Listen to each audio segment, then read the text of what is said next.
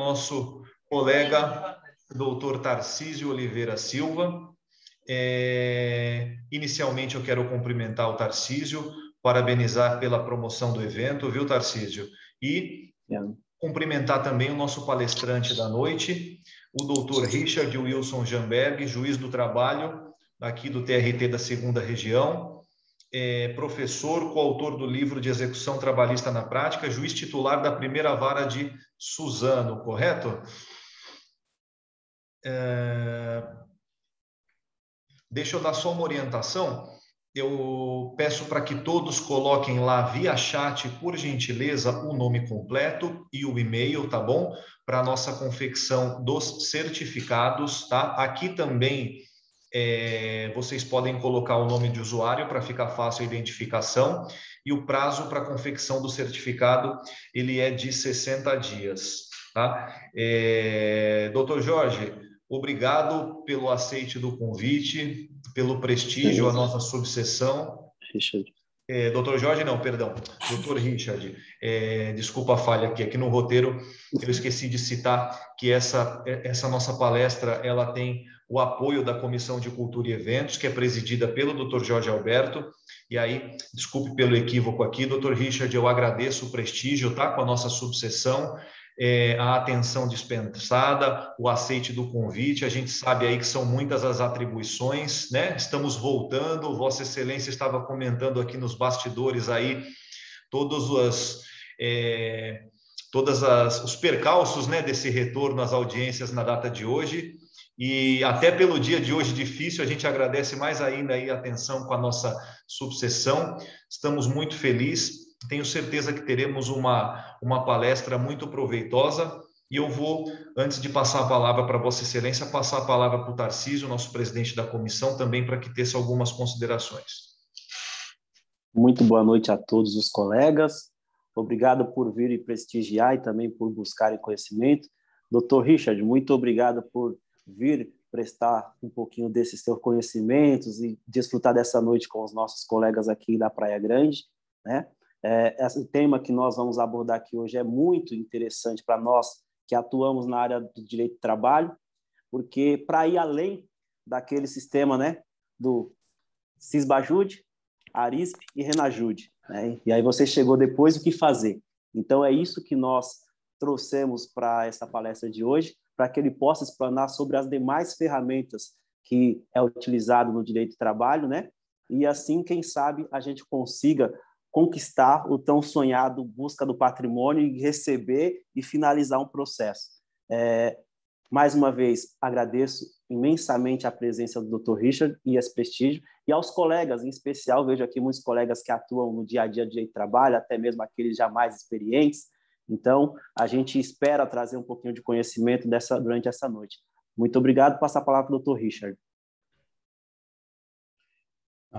Antes de mais nada, eu quero agradecer, né? Boa noite a todos. Quero agradecer a OAB de Praia Grande pelo convite, pela oportunidade de estar aqui conversando com os colegas. É um bate-papo, né?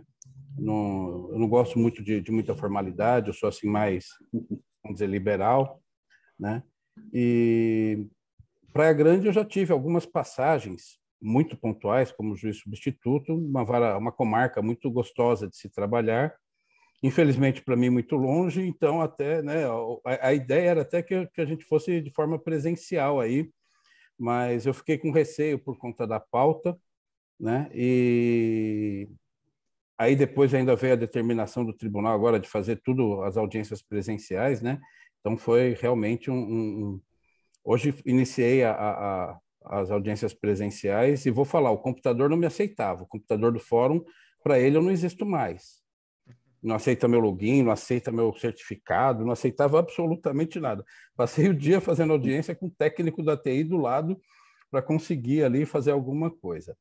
Doutor Franco, muito obrigado aqui pela oportunidade, de estar aqui conversando com os colegas aqui da região, doutor Tarcísio, pelo convite. E eu vou dizer uma coisa, né? Eu tenho trabalhado com essa questão de execução há algum tempo, né? Sou coautor aí de uma obra de execução trabalhista na prática, junto com o professor Ricardo Calcini, com o professor Rafael Guimarães, e temos feito aí uma longa maratona, a gente chama de maratona da execução pelo país, passando por escolas judiciais, por diversas OABs, cursos da ES, enfim, a gente tem feito aí, né? E eu tenho percebido que, principalmente quando estamos com a OAB, boa parte do público não é trabalhista. São advogados que atuam na área civil, porque o que a gente traz aqui, vamos dizer, com algumas peculiaridades aí, quase tudo se aplica também no civil, né?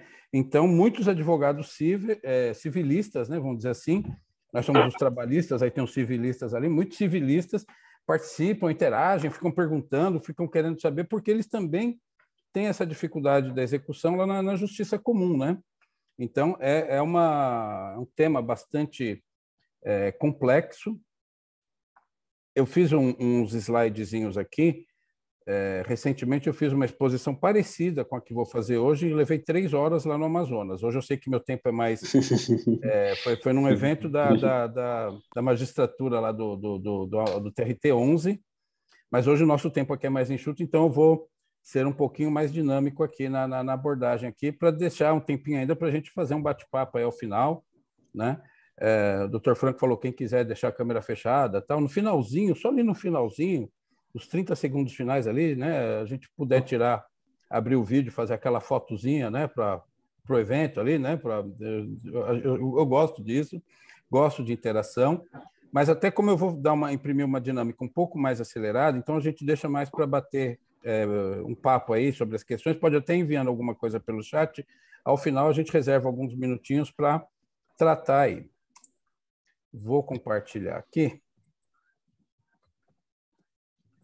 Vou diminuir aqui. Eu quase não consigo ver a tela, então, se alguém fizer alguma colocação, levantar a mão, dificilmente eu vou conseguir ver.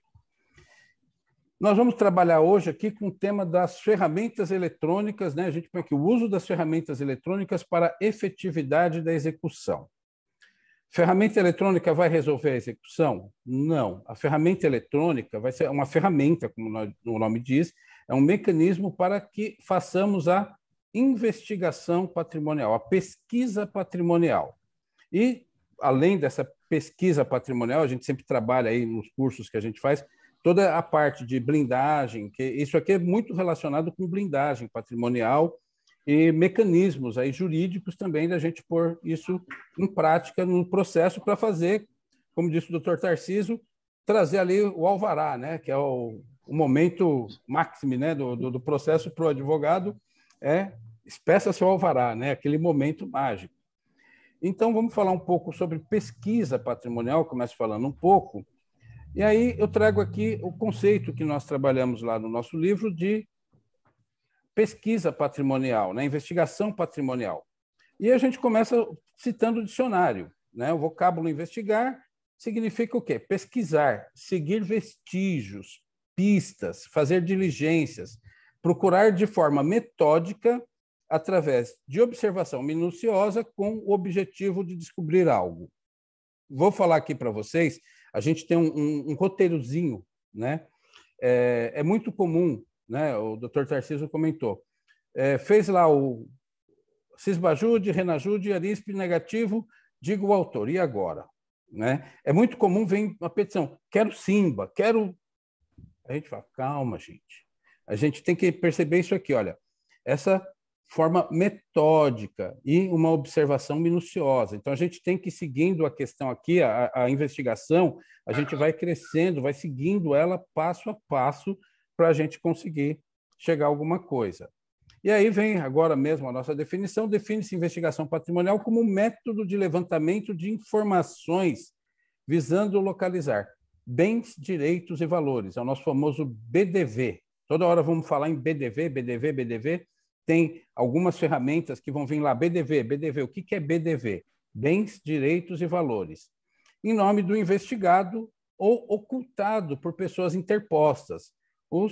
É muito comum a interposição de pessoas por familiares, laranjas, testas de ferro, pessoas jurídicas. estruturas fraudulentas societárias, as holdings patrimoniais estão aí, né? É uma realidade e a gente tem que ter um certo faro e tem que ir atrás disso, porque eu sempre falo, o foco dessa nossa investigação patrimonial não é ali o seu Zé ali da esquina que abriu um barzinho, teve uma menina que trabalhou 2 meses sem registro, e aí ele não conseguiu tocar a atividade dele em frente, fechou, quebrou, ficou devendo.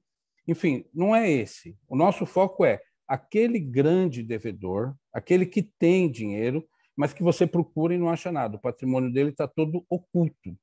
Então, é para isso que a gente faz esse trabalho minucioso de aprofundamento aqui nessas pesquisas.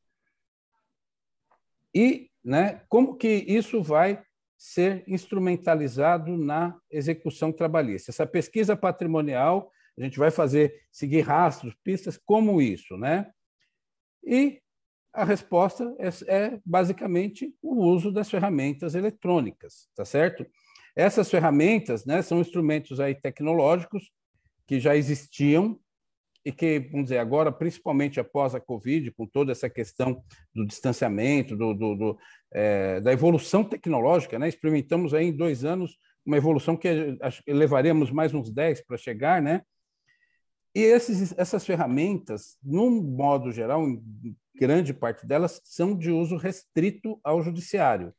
Então, não tem como o advogado, o autor, ir lá fazer essa pesquisa. Tem que ter a intervenção do juiz. Ele tem que requerer para o juiz e tem que saber requerer isso para o juiz, saber o que está pedindo, dentro daquela ideia de metódico, né? Uma sequência lógica, né? A gente fala o uso lógico e progressivo das ferramentas eletrônicas, né? Então, tem que ter essa metodologia para ir formulando o pedido até para o juiz deferir, porque você voltou o cisbajude negativo. Você fala sim, o juiz fala indefiro. Né? Indefiro, ainda é muito precoce para a gente estar falando em cima, a gente tem que aprofundar. Né? E a finalidade disso aqui, dessas pesquisas, essas ferramentas eletrônicas, é basicamente, né, a gente fala bastante, vai ter um slide aqui falando em pesquisa básica e pesquisa avançada. Né? A pesquisa básica é localizar patrimônio. As ferramentas principais de localizar patrimônio são o Cisbajude, Renajude e o Arisp. Né? Eu até falo, a gente fala muito Arisp aqui na segunda região, a gente tem muito esse vício do Arisp, mas o Arisp é muito falho. Né? A gente procura trabalhar mais a CENIB, vou falar para vocês da CENIB. Né? Então, e aí tem a pesquisa avançada, que é o quê? Quando há a ocultação por meio de pessoas interpostas, por terceiros. Então, a gente vai ter que ir lá identificar quem são os corresponsáveis, né, para ir atrás desse patrimônio escondido. Qual a base de dados que a gente tem disso aqui? Então, temos inúmeras bases de dados aqui. São instituições públicas e privadas. Um exemplo aqui bem básico, assim, só para a gente começar um arroz e feijão, né? JuSesp. Os senhores todos, acredito todos, têm acesso ao JuSesp, consegue lá. Pela JuSesp, a gente já consegue fazer alguma pesquisa, né? Vamos dizer, uma base de dados pública-privada aí e com acesso a todos, com acesso simples, né? Você não precisa ter uma credencial, por exemplo, de juiz, um acesso restrito para isso. Mas, então, são essas bases, aquelas informações que a gente tem lá, que a gente vai levantar, né, em cima disso. E essas ferramentas aqui, o acesso a essas bases de dados se dá por acordo de cooperação técnica. Então, a gente utiliza muito, por exemplo, Receita Federal. A Receita Federal, a gente sabe aí que há anos, né, ela tem aí tudo informatizado, né? Tudo que você faz, a Receita Federal rastreia a sua vida inteira. Então, a gente vai lá acessar esses dados que a Receita Federal tem, por exemplo. Como que a gente consegue acessar isso? Por meio de um acordo de cooperação firmado entre o Poder Judiciário e o Executivo, ali no caso, a Receita Federal, as Secretarias Estaduais de Fazenda, enfim, tem vários mecanismos aí onde a gente vai buscar esse tipo de informação. E aí, como falei para vocês, né, a gente tem aqui a questão da pesquisa básica e a pesquisa avançada. O que é isso? A pesquisa básica visa localizar bens. Então, basicamente aquelas principais ferramentas, Sisbajude, Renajude, a gente tem lá o Infojude para pegar um imposto de renda, ver se alguma coisa tem declarada lá no imposto de renda, né?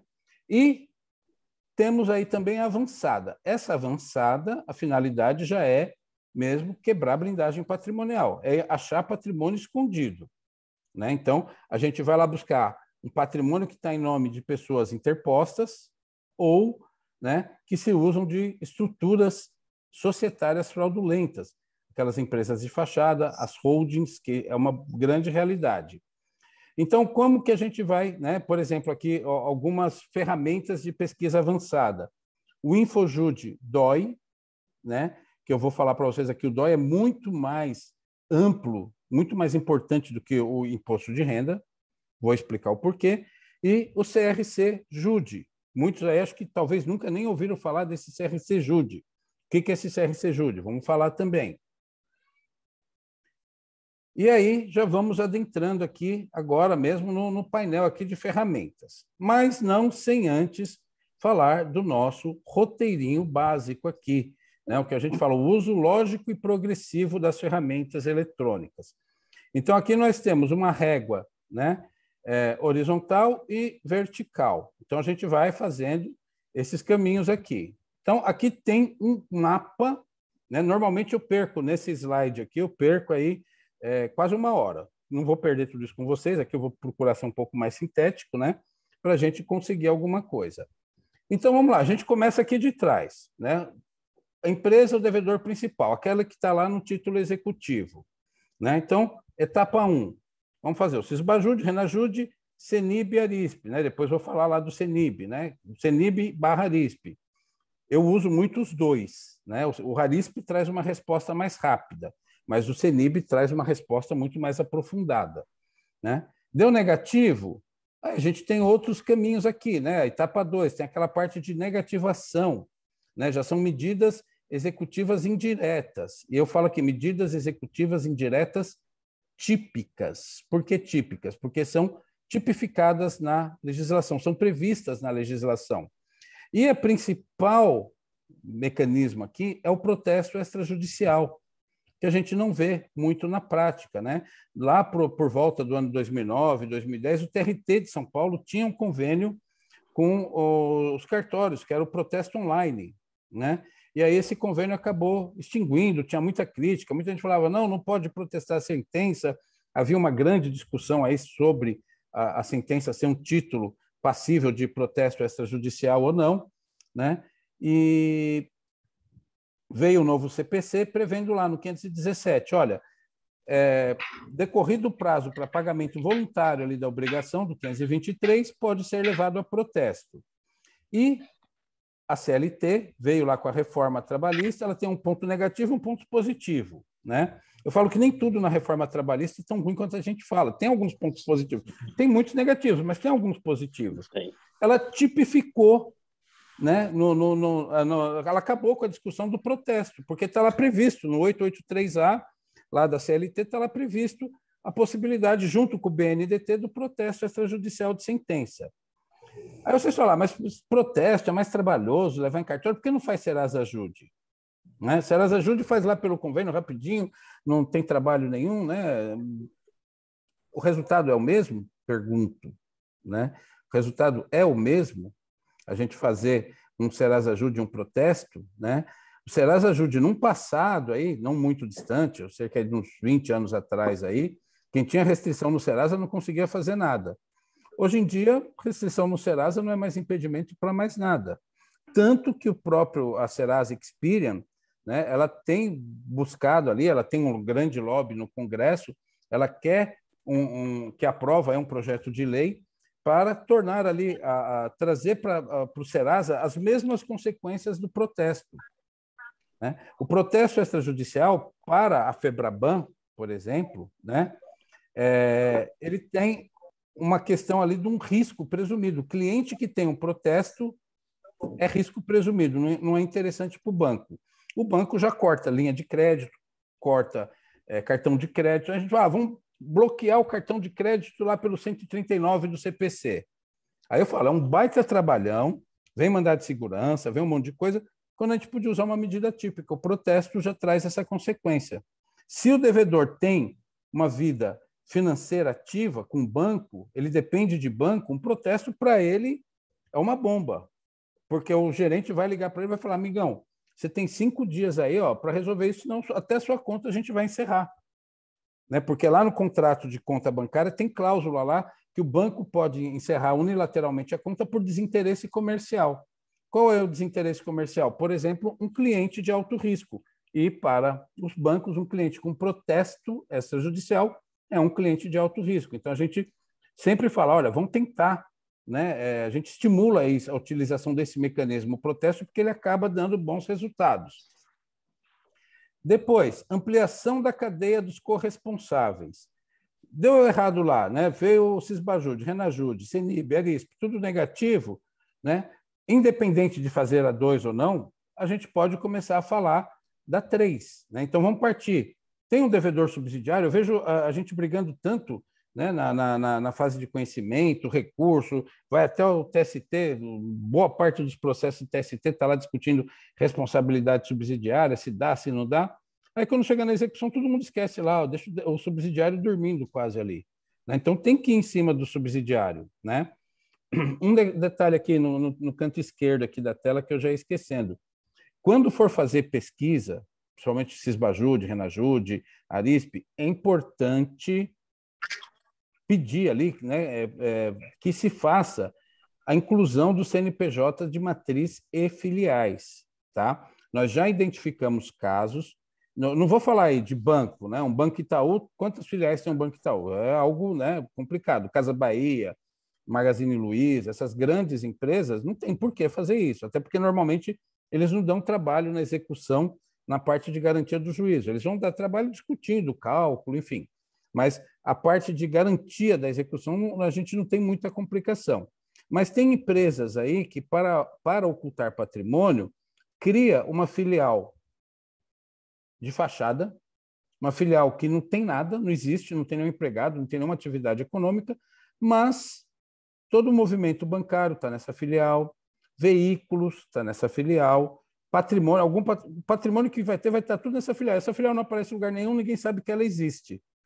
E aí você faz Bajude, Cisbajude dá negativo, faz Renajude dá negativo. Então, a importância também, que for empresa que tiver aí filiais, né, pedir. Né? Então, tem, por exemplo, aqui, como que eu vou saber para localizar filiais?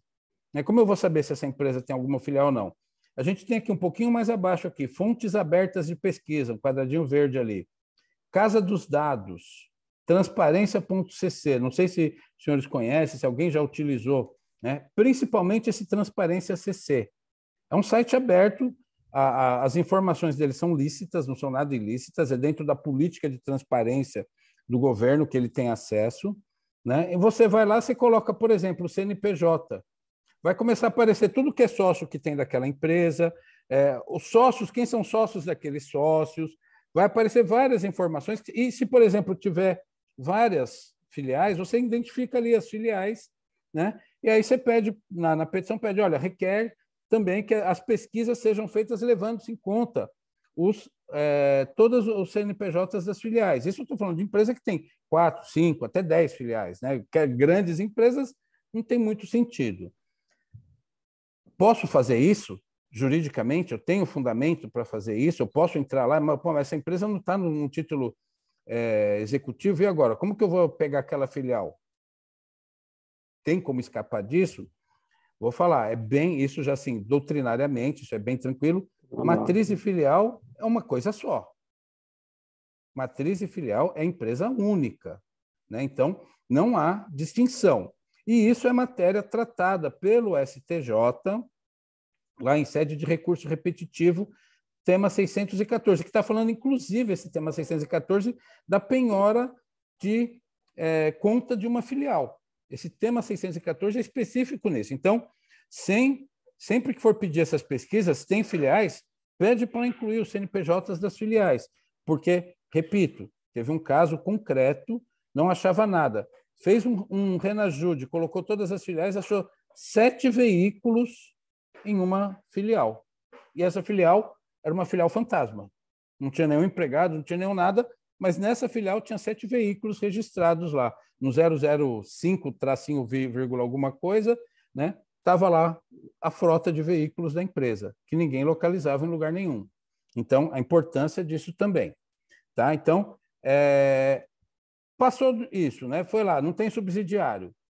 Próximo passo, vamos para os sócios. Né? Sócios, a gente sabe, ali tem o IDPJ. Vejo muita resistência na magistratura nisso. Eu tento quebrar isso, né? A gente vem pregando isso país afora, tentando quebrar essa resistência da magistratura. Opa, acho que eu tirei aqui a tela. Ah, não. Alguém entrou aqui, compartilhou uma tela aqui, me derrubou aqui minha tela. Deixa eu voltar aqui. Pensei que eu tinha feito alguma coisa errada, não. Fazer um IDPJ tem que ser casado com arresto. IDPJ sem arresto é dar um recado para o sócio. Olha, tira seu patrimônio do nome, tira o dinheiro da conta, faz um PIX, transfere, porque eu vou chegar aí. Né? Então, vai fazer um IDPJ, tem que pedir o arresto. Né? O próprio, eu falo, né, a reforma trabalhista, pois lá, obrigatoriedade do IDPJ. Mas o legislador reformista, eu falo, não é tão ruim assim. Parágrafo 2º do 855A lá, ele fala, olha, o IDPJ suspende o curso da execução, vírgula, mas não impede a utilização das medidas de urgência previstas no artigo 301 do CPC. O legislador deu o aviso, deu o recado, te deu um toque, amigo, pede o arresto. Você pega lá o 301 do CPC, vai lá, são medidas, mecanismos de implementação da tutela de urgência. Primeiro, arresto. E lá o parágrafo 2º do 855A da CLT fala, suspende, vírgula, mas não impede as medidas de urgência previstas no artigo 301 do CPC. Então, tem que fazer o arresto, há um risco, né? Qual o fundamento do arresto? A gente tem lá o periculum in mora e o fumus boniuris. Fumus boniuris em execução, a gente já tem o próprio iuris, né? Não vou nem falar do fumus boniuris, a gente já tem o próprio direito consagrado no título executivo. Já temos ali os principais Cisbajude, Renajude e Cenib. Se vocês olharem ali, eles são os bens de alta liquidez que pegam os primeiros 5 incisos do 835 do CPC. Os ativos financeiros, né? Os veículos e imóveis. São os bens de maior liquidez. Uma empresa que não tem dinheiro em conta, não tem dinheiro, não tem nada, não tem veículo, não tem imóvel, o que essa empresa faz da vida? Né? A empresa não tem lá, não é uma reunião, patrimônio, né? É uma empresa que não tem patrimônio nenhum, então, peraí, alguma coisa está errada. Então, se a empresa não tem patrimônio, e aí a gente tem no processo do trabalho, assim, bem pacífico, TST fala isso reiteradamente, teoria menor, né? Basta o descumprimento aí da obrigação. Então, esse é o fumus boniuris. O iuris já está ali no título, e para dizer que tem o fumus boniuris é o quê? É o resultado negativo das pesquisas com a aplicação da teoria menor, ponto, casou. E o periculum in mora? Risco ao resultado útil do processo. Por quê? Durante a tramitação do IDPJ, que permite lá um agravo de petição, independente de garantia do juízo, e depois um agravo de petição, que sai um recurso de revista, um agravo de instrumento de recurso de revista, amarrou o processo aí 3, 4 anos. Nesses 3, 4 anos, o patrimônio do sócio não vai encontrar mais. Né? Depois do sócio, os sócios atuais, e só para, né, algo que a gente fala, onde vai buscar a responsabilidade do sócio? Artigo 135 do CTN, o Código Civil, a reforma trabalhista que positivou na CLT. Artigo 10A da CLT fala da responsabilidade do sócio retirante. Só que ela fala, olha, o sócio retirante vai responder subsidiariamente. Antes de chegar no sócio retirante, você tem uma hierarquia para passar. Inciso 1, o devedor principal, a empresa. Inciso 2, sócio atual. Então, quando o inciso 2 do 10A coloca sócio atual, eu vou dizer para vocês, a própria CLT previu ali a responsabilidade do sócio. Isso ajuda ali aquele fumus, né, o fumus boniuris ali do IDPJ, dizer, olha, a própria CLT prevê a responsabilidade direta do sócio atual. E aí, sim, não tem o sócio atual, vamos para o retirante. Tá? Depois, empresas dos sócios. Empresas do sócio. Então, você vai lá, é o caso de holding. Holding, a gente pega muito isso, né? Quando você puxa lá no Transparência, você começa a ver que ele faz, aí você começa a identificar algumas empresas que são holdings, né? Como que a gente vai chegar nessas empresas do sócio? O IDPJ inverso, né? A desconsideração inversa da personalidade jurídica, sempre casado com a resto, né? As medidas cautelares. Seguindo adiante, a gente vai ter o grupo econômico, né? É um tema bom aqui, isso aqui era um tema para a gente conversar aqui algumas horas, grupo econômico, a decisão do STF. Deixa lá no finalzinho, a gente bate um papozinho, se quiser a gente fala um pouco lá sobre isso, né? Grupo econômico, eu sustento ainda não só o que antes da decisão, o mesmo fundamento que era antes da decisão do STF, como também a gente tem alguns caminhos aí para tentar driblar essa decisão do STF. E, por fim, fraudes, né? Então, fraudes aí, a gente já está falando em blindagem, em intermediação de pessoas, em empresa de fachada e tudo mais. Então, essa é a nossa linha horizontal e a gente vai indo aqui agora na vertical, né? Cada um que a gente faz, a gente vai passar esse 1, 2, 3, a gente vai fazendo um looping, né? Vai passando aqui fazendo 1, 2, 3, né? Etapa 4. Infoseg, Infojude, CRCJude. Infoseg, basicamente, a gente vai ter lá informações cadastrais da Receita Federal. Não traz muita coisa boa. Infojude, a gente já tem bastante mecanismo ali no Infojude, e o ano passado, principalmente, o Infojude deu uma engordadinha, né? Antes ele, por exemplo, não tinha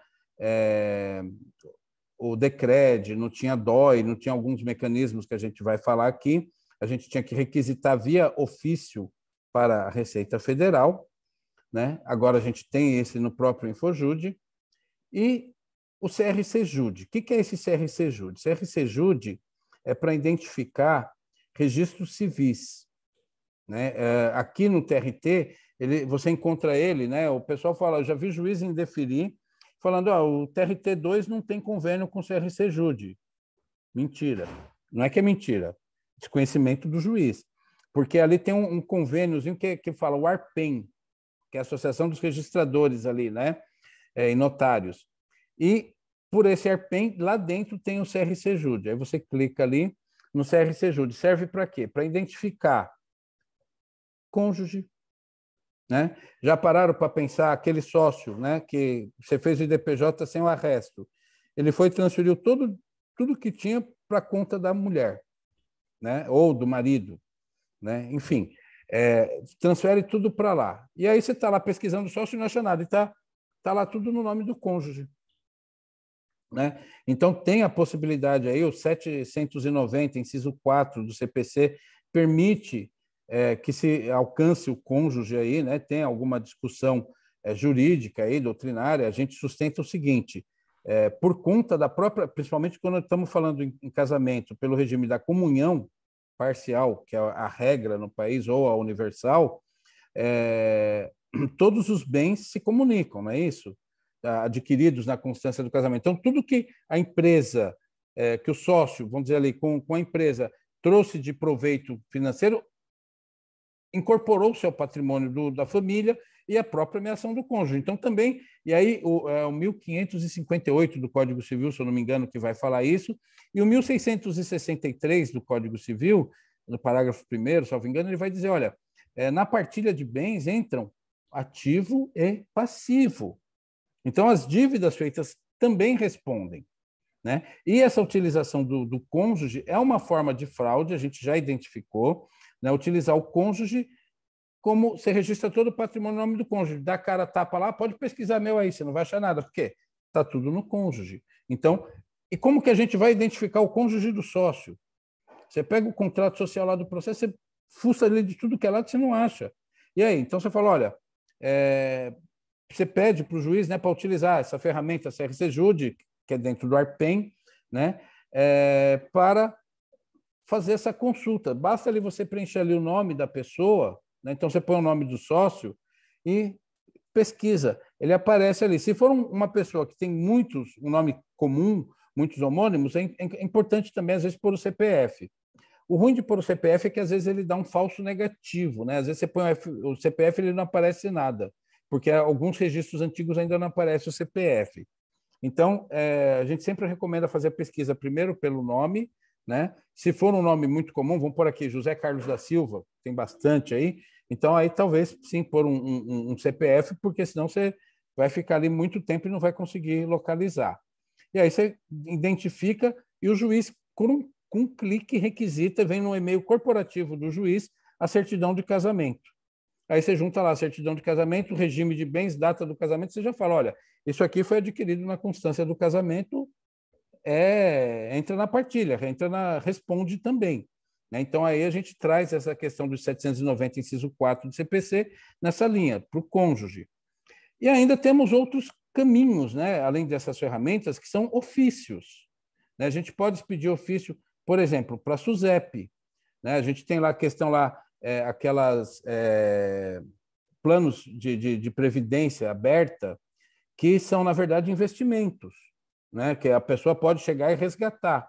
Isso aí, jurisprudência, aí, vamos dizer, STJ, tem bastante jurisprudência aí dizendo que é penhorável. Então, de repente, se a pessoa não tem nada no nome, mas de repente ela tem lá um plano de previdência com 400, 500 mil reais lá de crédito lá, de saldo. Você pode ir lá penhorar isso, né? Então, é importante. Capitania dos Portos, vocês que estão aí na Baixada, né, devem ter talvez até uma vivência mais próxima com isso. A pessoa tem lancha, tem um iate, tem jet ski, tem alguma coisa ali. Como que a gente faz? Ofício para a Capitania dos Portos, eles vão identificar e você vai atrás para fazer a penhora. Dá até para fazer, porque esses veículos aí, né, aquáticos, eles são também registráveis, né, lá na Capitania dos Portos. Então você vai lá e você pede até, por exemplo, um arresto, uma penhora, para registrar, para verbalar nesse registro aí, lá na Capitania dos Portos. Eles fazem isso. Aí você tem um grande complicador que é localizar o bem, né? Saber qual marina que vai estar aquela lancha, aquele iate, enfim. Isso é uma problemática, né? E, seguindo aqui o roteiro, né? Então, assim, vocês vão vendo aqui, a gente vai fazendo um passo a passo, a gente vai engordando o polo passivo da execução, porque quando tem fraude, não adianta eu pegar ali a empresa ali e fazer pesquisa que eu não vou achar nada. Então, eu boto empresa, boto sócio, boto grupo, tudo que eu localizar de grupo, boto cônjuge, não conseguiu localizar nada ainda? Vamos para a etapa 5. A etapa 5 a gente usa aqui CCS, SENSEC, SISCOAF. CCS é uma ferramenta poderosa para identificar os laranjas, né? Os procuradores que não aparecem em lugar nenhum. Então, você vai lá, o CCS ele é um dado cadastral, até tem uma discussão se envolve sigilo bancário ou não, nós defendemos que não. Tem uma pequena, vamos dizer, corrente jurisprudencial que fala que mas é minoritária, a majoritária fala que não. Tá? No CCS, você localiza ali, por exemplo, você vai lá, bota lá o CNPJ de todas as empresas, o CPF de todos os sócios, todo mundo que está ali. Vai começar a aparecer. Aí, de repente, você vê que o sócio principal ali da empresa movimenta outras empresas, conta bancária de outras empresas. É normal isso? Né? Ou então você começa a identificar pessoas movimentando a conta da empresa. Quem que movimenta a conta da empresa ali? Essa pessoa, quem que é essa pessoa? Então, aí você já começa a ver o que por aí tem. De repente, o sócio formal que está no contrato social é um laranja, e quem movimenta a conta bancária, quem tem a procuração bancária, lá que faz a movimentação da conta, você consegue identificar isso. Né? Então, o CCS traz ali bastante informações úteis. Tem o SENSEC, que também é ligado ao registro civil, só que SENSEC a gente faz requisição de atos notariais. SENSEC é para o país todo. Para o estado de São Paulo tem um CAMP. Dentro do SENSEC tem um CAMP que é Central Altarial do Notários Paulistas, alguma coisa assim, né? Onde você vai localizar atos. Então, você consegue localizar escritura que não foi levada a registro de imóveis. Você faz a arispe só vai puxar registro de imóveis. Aí o cara fez uma escritura e não registrou a escritura. E aí? Né? No SENSEC você identifica várias escrituras não registradas, né? Então você já tem, você fala, ó, ele não tem o domínio do bem, porque o domínio é só com o registro, mas ele tem direito sobre o bem, então você já pode fazer a penhora dos direitos sobre aquele bem, né? No Sensec, você consegue localizar procurações. Então, você vai lá e encontra procurações para atuar perante todos os órgãos federais, perante aquela procuração, né? Aí você vê, olha, isso aqui é um sócio oculto, né? Quem está lá na empresa é o testa de ferro, um laranja, que não tem patrimônio nenhum, e o que está ali por trás é aquele, o procurador. Aí você cruza CCS, Sensec, você vai trazendo informações. E o Siscoaf, né? O Siscoaf, ele vai lá, todas as operações suspeitas de origem bancárias, tem várias, eu vou mostrar para vocês aqui várias bases de dados que alimentam o COAF, e eles vão registrando. Então, de repente, você faz uma pesquisa no COAF, você identifica e vem lá um relatório explicando da onde que apareceu aquele dinheiro, quem que fazia aquela transação, quem que fazia, né? Então, traz muitos... Isso ajuda, por exemplo, para você identificar uma blindagem e ir em cima, né? E, por fim, o SIMBA, né? Que agora a gente pode usar, em vez do SIMBA, o Sisbajude com módulo de afastamento bancário. SIMBA, gente, não serve para nada. Se você chegou aqui na etapa 5 e não conseguiu localizar nada, o SIMBA não vai servir para absolutamente nada. Vem lá um relatório, e além disso tem uma grande problemática. Você pede para o juiz SIMBA, ele defiro. Aí vai lá, faz o SIMBA, vem lá um relatório PDF de 20 mil páginas de movimentação bancária. Aí o juiz fala, indique o exequente, ciência do SIMBA, indica o exequente meio de prosseguimento de execução, prazo de 15 dias sob pena de arquivo e prescrição intercorrente. E agora? Acaba que não resolve nada. O SIMBA, na verdade, aqui, ele vai servir para reforçar as outras pesquisas que você já fez, né? Então, o SIMBA é algo que a gente foge, evita, porque ele é muito trabalhoso, muito complexo. O NPP, os NPPs, vamos por assim, de todos os tribunais, eles têm um sistema de inteligência artificial que faz um processamento desse SIMBA, né? Ele consegue ali filtrar algumas coisas, fazer alguns relatórios que te ajudam. Porque você pegar um SIMBA de 20 mil páginas e falar agora, né, aí é um documento de restrito, não pode juntar no processo, tem que ir na Secretaria da Vara, não pode tirar xerox, não pode fotografar, você vai ter que ir lá na Secretaria da Vara, ficar quantos dias lá vendo aquele relatório de 20 mil páginas para identificar alguma coisa, né? Então, o SIMBA, na verdade, ele vai trazer algum fundamento para comprovar, para reforçar o que apareceu aqui nessas etapas anteriores, tá certo? Outra dica que a gente dá aqui, né? Provas emprestadas, né? Então, hoje em dia, com a internet, aí, os processos todos eletrônicos, tanto na Justiça Comum, estadual, federal, então vale a pena fazer pesquisa da empresa no TJ. Vamos pesquisar lá no TJ, porque a empresa que tem dívida trabalhista, normalmente ela já tem dívida bancária, né? Vamos lá pesquisar, vamos ver o banco tem muita informação do cliente, né? O banco dá uma linha de crédito para alguém, você tem que provar que não precisa, né? O banco faz lá 1000 exigências. E aí, quando o banco entra com a execução, o banco tem um arsenal forte ali para executar. Então, você vai lá e consegue, né, numa execução civil, e às vezes achar alguma coisa, né? Às vezes adiantar a sua execução, né? E em outras execuções trabalhistas também, né? Vai lá, tira a certidão trabalhista ali de ações e sai ali, né? Peneirando mesmo, processo por processo, ver o que acontece, o que aconteceu naquelas execuções, né? E isso pode trazer respostas muito úteis, né? Tive um caso recente de uma empresa aqui que quebrou, que sumiu, ninguém acha, ninguém vê.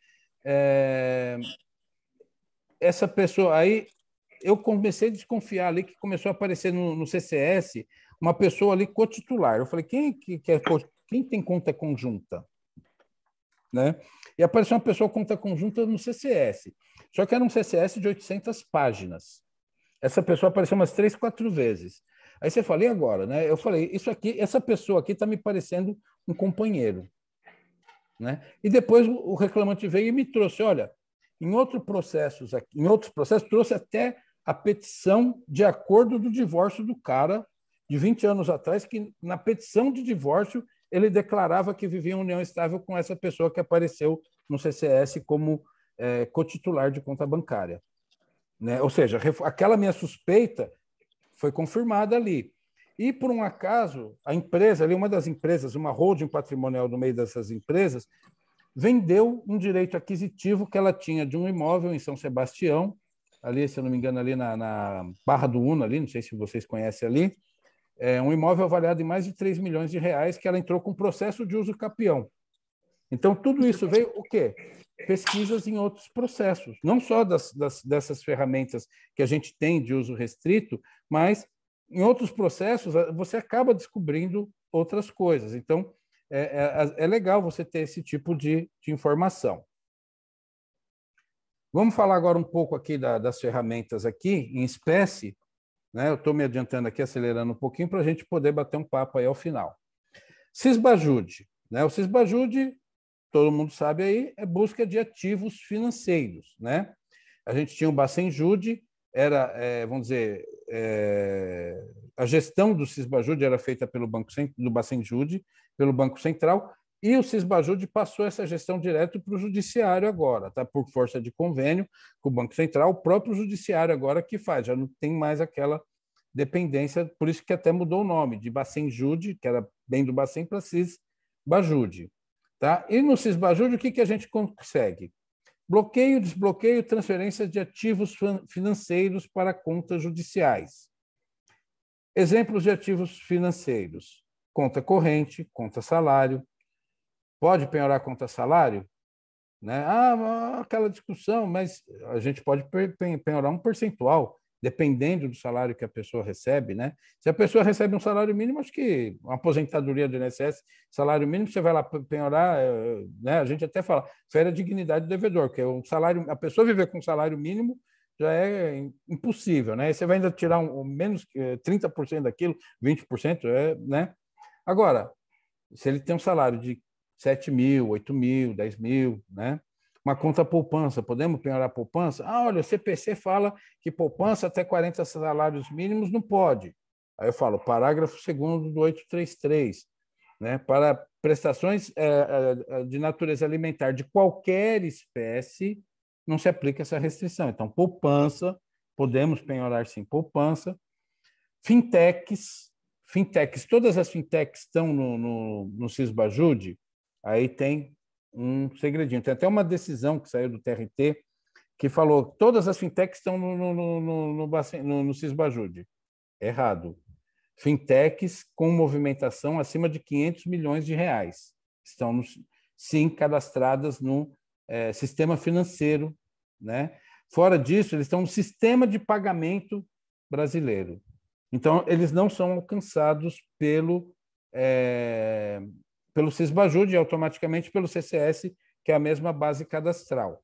Tá? Então, algumas fintechs, dependendo aí, estão fora do Sisbajude. Aí como que faz? Tem que mandar via ofício, tá? Para alcançar fintechs fora do Sisbajude via ofício. Temos ali a novidade que surgiu aí no ano passado, a teimosinha, né? A repetição programada da ordem de bloqueio, que tem um limite de 30 dias, estão querendo aí tentar levar 60 dias, mas ainda está ali com alguns... Tem muitas inconsistências, o próprio Sisbajude não é muito confiável, não, às vezes dá uns errinhos ali. Mas essa teimosinha é interessante, porque às vezes você faz um Bacenjude em datas aleatórias e você pega exatamente o dia que não tem nada na conta. E quando você faz esse programado, esse 30 dias, de repente, no dia que cai um dinheiro na conta, você consegue pegar. Então, é importante. E um grande problema do Sisbajude, ele faz a pesquisa durante o horário de funcionamento do banco, o horário da TED, das 7 da manhã às 16h59 em dias úteis. Pergunto a vocês, e o Pix? 24 horas por dia, 7 dias por semana. Então, tem muita gente que sabe que nesse horário aqui não vai acontecer nada e faz a transação financeira após as 17 horas. E aí o Sisbajude não pega. Tá? Isso já era um problema que tinha no Bacenjude e que continuou com o Sisbajude aí, que precisava resolver também, né? Precisava pegar aí um horário agora pelo menos igual do Pix, né? 24 horas por dia, 7 dias por semana. Mais ainda, dá para pedir informações, saldo bloqueável, endereços recentes. Às vezes você não está ali pesquisando endereço, para citação na fase de conhecimento, diz, diga o endereço do reclamado ali, para citação sob pena de extinção do feito de resolução de mérito. Você já procurou tudo que é campo e não achou nada. Tenta um cisbajude, pede para o juiz, requeira ali pelo cisbajude a funcionalidade de requisição de endereços, porque normalmente a pessoa mantém o endereço atualizado com o banco. Né? Então, ele pode ter alguma conta num banquinho que ele abriu recentemente, vai estar o endereço atualizado dele, de repente serve para isso, né? Relação de aplicações financeiras e contas, isso aqui já quebra de sigilo, né? Que está ali meio ligado com aquela questão do SIMBA. Extratos consolidados ou específicos, também aqui, módulo de afastamento de sigilo bancário. Então, você vai pegar extrato de movimentação financeira, extrato de aplicações financeiras, fatura de cartão de crédito, proposta de abertura de conta, tudo isso aqui é possível requisitar via Cisbajude, tá? Contratos de câmbio, cópia de cheque, movimentação e recebimento de câmbio, de valores de outras moedas, enfim. Mas isso aqui já é numa investigação avançada, né? E, por si só, você pedir isso aqui não vai te trazer muita coisa. Então, você tem que ter, como eu falei ali, mais elementos, dentro daquela ideia do uso lógico e progressivo, você tem que ter mais elementos para conseguir aí reunir informações que vão trazer ali algum esclarecimento para o processo. Você vem lá, fatura de crédito, o que adianta a fatura de crédito dele, ali, do cartão de crédito? Né? Do que vai te resolver para a sua execução?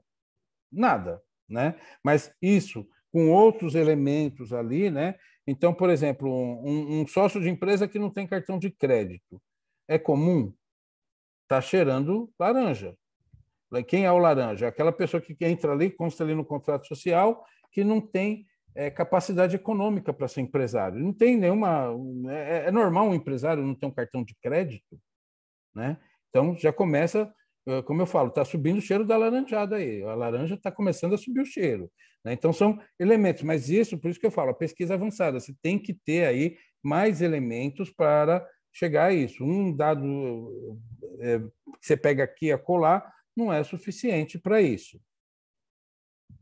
Renajude. Renajude, todos sabem, restrições judiciais sobre veículos. Né?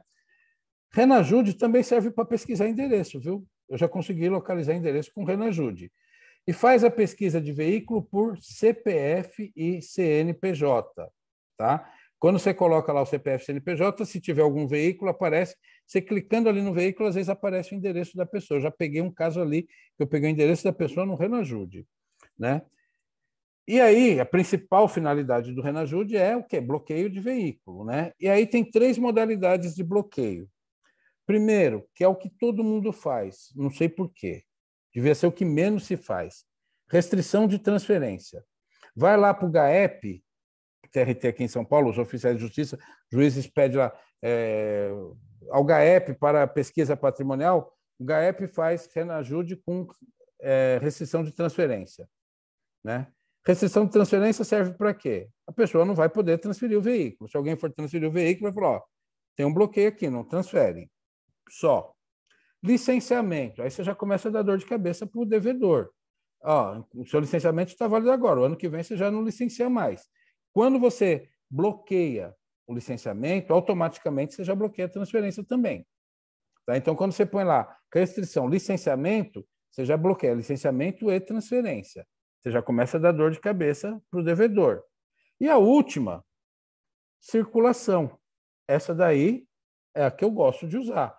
Eu vou fazer lá, eu já boto restrição de circulação. Por quê? Passou aquele radarzinho inteligente, né? Não tem aqueles radar inteligentes nas rodovias aí que fala, olha, esse veículo está com documento vencido, está com busca e apreensão, tal. Ele vai, se você colocar restrição, ele passou ali na estrada, o radar pega, ele passa na base policial, todo tranquilo, contente. Não, está aqui o documento, não, esse carro está com restrição de circulação, o carro está preso. Aí você não precisa, porque um grande problema de penhorar carro é que a pessoa some com o carro. Né? O carro é um bem móvel por natureza, some facinho de um lado para o outro, e você às vezes tem dificuldade. Muitas vezes leva um veículo para leilão, vende, depois não consegue achar o veículo para entregar. Né? E aí eu já falo, 852 do CPC, né? E 840 do CPC, dê uma olhada lá, parágrafo 1º. em regra, esse bem não fica como o depositário, não fica o devedor. Ele vai ser removido para depósito judicial ou ficar sob depósito com o exequente. Só vai ficar em depósito com o devedor se houver concordância expressa do exequente. Então, muitas vezes a gente não vê isso e depois vende e depois não entrega. Então, tem que pegar, o certo é remover ou deixar com o exequente, que ele tem interesse. Não, o exequente não vai sumir com o bem, ele tem interesse que vende o bem para entregar o bem e receber o dinheiro dele, né? Então, isso, né, essa restrição de circulação ajuda a isso. E o 852 lá do CPC, fala lá, 852, inciso 1, né? 852, será realizada alienação antecipada, inciso 1, no caso de veículos automotores, ponto. Aí tem lá outras hipóteses, mas veículos automotores. Por quê? É um bem passível de depreciação por presunção legal, a lei fala, né? Nelson Nery Júnior diz, é praticamente obrigatória essa alienação do inciso 1. Então, tem que pedir mais isso, né? E pelo Renajude também faz o registro da penhora do veículo. Então, quando você fez a penhora, né? Eu uso muito o 845 do CPC, penhora por termo nos autos. Em vez de mandar ao oficial de justiça, eu já faço no despacho, já ponho lá os dados do veículo, já está penhorado, já averbo no Renajude, e aí eu mando lá fazer a remoção, né? Isso, você ganha tempo com isso. Arispe, né? O Arispe, na verdade, o nome dele não é Arispe. O nome do convênio Arispe é penhora online, tá? Arispe, porque é a instituição que gere esse penhora online. Quando a gente fala penhora online, a gente pensa em conta no banco, né? Não, penhora online é o Arispe, né? E o Arispe é o quê? A Associação dos Registradores de Imóveis de São Paulo. O próprio nome já diz, São Paulo, né? Então, consegue localizar pelo Arispe bens fora do estado de São Paulo? No início, não. Hoje, sim. Vírgula, mas com uma restrição muito grande, né? Então, por isso que eu vou falar, olha, antes do Arispe, vamos respirar um pouquinho para a gente ver, né? Pelo Arispe, o que a gente faz? Solicita penhora, solicita certidão. Então, você localizou um imóvel lá, pede a matrícula ali, vamos ver como que está, se já tem alguma penhora, se tem alguma coisa, né?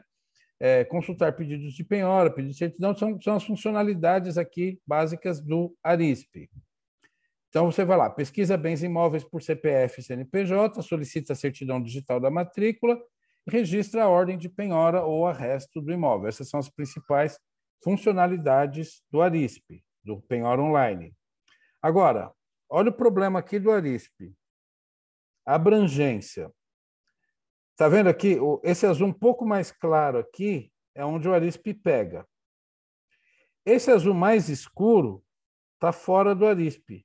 Então, se a pessoa tem uma fazenda em Goiás, você faz no Arispe, você não vai achar. Se ela tem uma fazenda em Minas, Tocantins, esquece, você não vai achar nada pelo Arispe aqui. E um complicador. O Arispe, quando você vai fazer lá, ele procura o estado de São Paulo. Para mim procurar outros locais, eu vou ter que clicar. Então, por exemplo, eu vou ter que vir aqui, clicar no estado da Bahia para fazer uma pesquisa específica no estado da Bahia. Se eu quero pesquisar São Paulo, Bahia e Paraná, eu tenho que pesquisar São Paulo, uma pesquisa, Bahia, outra pesquisa, Ceará, Paraná, outra pesquisa. Tá? Então, ele é burocrático, ele é trabalhoso, né? E, em regra, né, e você pega ali até os normativos ali, né, do TRT, se você pegar lá do GAEP, que é o Grupo de Apoio de Pesquisa Patrimonial, que são oficiais de justiça, no normativo do GAEP, aqui do TRT2, vai falar que é para fazer a pesquisa só no estado de São Paulo, exceto se o juiz determinar que se faça de forma específica em algum outro estado. Então, olha só o complicador.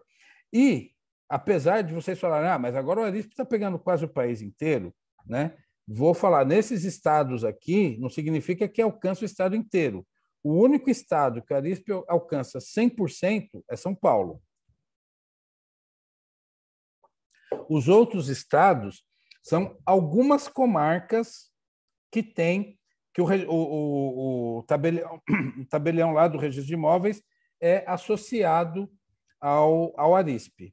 Então, esses que são associados ao Arisp, você consegue pegar. São poucos, né? Não são muitos, né? Fora do estado de São Paulo. E tem, por exemplo, o TRT de São Paulo, o TRT2, tem um convênio com a CRI-MG, que é o Conselho de Registradores de Imóveis de Minas Gerais. É um outro. Então, se a pessoa tem um imóvel em Minas Gerais, a gente não consegue fazer via Arisp. Aquelas funcionalidades, penhora, certidão, mas tem um outro convênio específico que é o CRI-MG, Conselho de Registradores de Minas Gerais, de Imóveis de Minas Gerais. Então, dá para pedir por lá, tá? Agora, por isso que eu falo, ao invés de Arisp, é bom, a Arisp traz um resultado mais rápido, né? Então, eu sempre faço Arisp e Cenib, ponto. Arisp, basicamente, estado de São Paulo, e o Cenib para ver o que vem do resto. Cenib pega o país inteiro de ponta a ponta, tá? O Cenib é Central Nacional de Indisponibilidade de Bens, foi criado pelo CNJ para, como forma ali de pôr na prática o artigo 185A do Código Tributário, que fala da indisponibilidade. Essa indisponibilidade é a indisponibilidade geral de bens. Porém, por enquanto, o Cenib só está em bens imóveis, tá? Então, pelo Cenib, você vai lá e faz a pesquisa, joga lá CPF e CNPJ, só que o Cenib ele não faz pesquisa, tá? Você registra a ordem de disponibilidade. Você coloca lá CNPJ, CPF, se a pessoa tiver um imóvel aqui em Tocantins, que está fora do Arisp, vai aparecer. Em Pará, vai aparecer. Se tiver lá registrado, lá no registro de imóveis, vai aparecer na Cenib. Tivemos um caso, né, na Bahia, Porto Seguro. O devedor não tinha nada em São Paulo, mas tinha um imóvel em Porto Seguro avaliado em não sei quantos milhões. Área de praia ali, aquela área, né, já tinha uma empresa hoteleira querendo comprar aquele imóvel para exploração turística, enfim. O pessoal não tinha nada, você vai ficar batendo com a Arisp e não vai achar nada. Ele tinha imóvel lá em Porto Seguro apenas, né? Então, e foi localizado onde? Pelo Cenib. Tá? Então, o Cenib é uma ferramenta importante. Eu gosto muito, antes de fazer o registro de disponibilidade, eu uso essa abinha aqui, consulta. Tá? Eu peço aqui a consulta, porque se esse devedor já tem outras pesquisas no Cenib, já aparece lá, já ganho, já me corta um atalho, já me corta um caminho, né? Então, já aparece, eu já consigo identificar. O Cenib não traz muita coisa, ele traz o cartório e o número da matrícula. Eu vou lá e faço a requisição dessa matrícula. Se é um cartório atingido por Arisp, requisito via Arisp. Se não, via ofício. E aí aqui, né? Então, o que faz o Cenib? Direciona ordens judiciais de indisponibilidade de bens imóveis presentes e futuros. Olha só, o Cenib ele é como se fosse uma teimosinha. O cara não tem nada hoje, amanhã ele compra e registra. Quando ele registrar, já vai vir a resposta lá, já vai vir uma indisponibilidade por conta dessa ordem da Cenib. Tá? Ele já dá essa funcionalidade. Abrangência, todos os cartórios do país, com um clique só. Você não precisa, igual a Arisp, ficar entrando. Você manda ali, põe o CPF e clique. Não precisa mais do que isso. Agora, o sistema não realiza consulta prévia de imóveis existentes, exceto se você clicar aqui, consultar, e se essa pessoa já tem alguma indisponibilidade registrada. Se ela já tiver, você consulta ali. Se não tiver, sinto muito, não tem outro caminho. Tem que fazer a indisponibilidade ali. E aí, então, vamos dizer, ele não é ao contrário do Arisp. O Arisp faz a pesquisa e você fala, olha, tem esses imóveis, qual você quer penhorar? O Cenib não. Tudo que tiver, ele vai registrar ali essa indisponibilidade. Agora, o que essa indisponibilidade vai ocasionar? Ela gera a presunção absoluta de conhecimento por terceiros. Então, a partir do momento que tem disponibilidade, a pessoa pode até vender, mas quem comprar já sabe que é fraude de execução e é presunção absoluta. Com isso, neutraliza a alegação de terceiro de boa-fé, tá certo? Súmula 560 do STJ. A decretação da indisponibilidade de bens e direitos na forma do 185A do CTN pressupõe exaurimento das diligências na busca por bens penhoráveis, o qual fica caracterizado quando infrutíferos o pedido de constrição sobre ativos financeiros, parênteses, cisbajude, expedição de ofício aos registros públicos do domicílio do executado, Arispe, Cenib e Detran, Denatran, Renajude.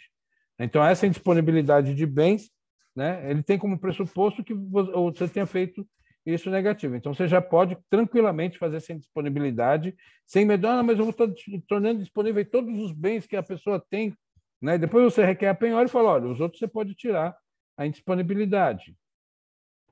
Agora, coisa que eu vejo muito, né? Eu pego aqui matrículas, aqui 50 indisponibilidades, penhora, 1, 2, quando tem. Gente, CENIB, indisponibilidade, não é nada. Ele só faz ali, só gera aquela presunção de fraude e execução. Ponto. Tá? Veio o resultado do CENIB,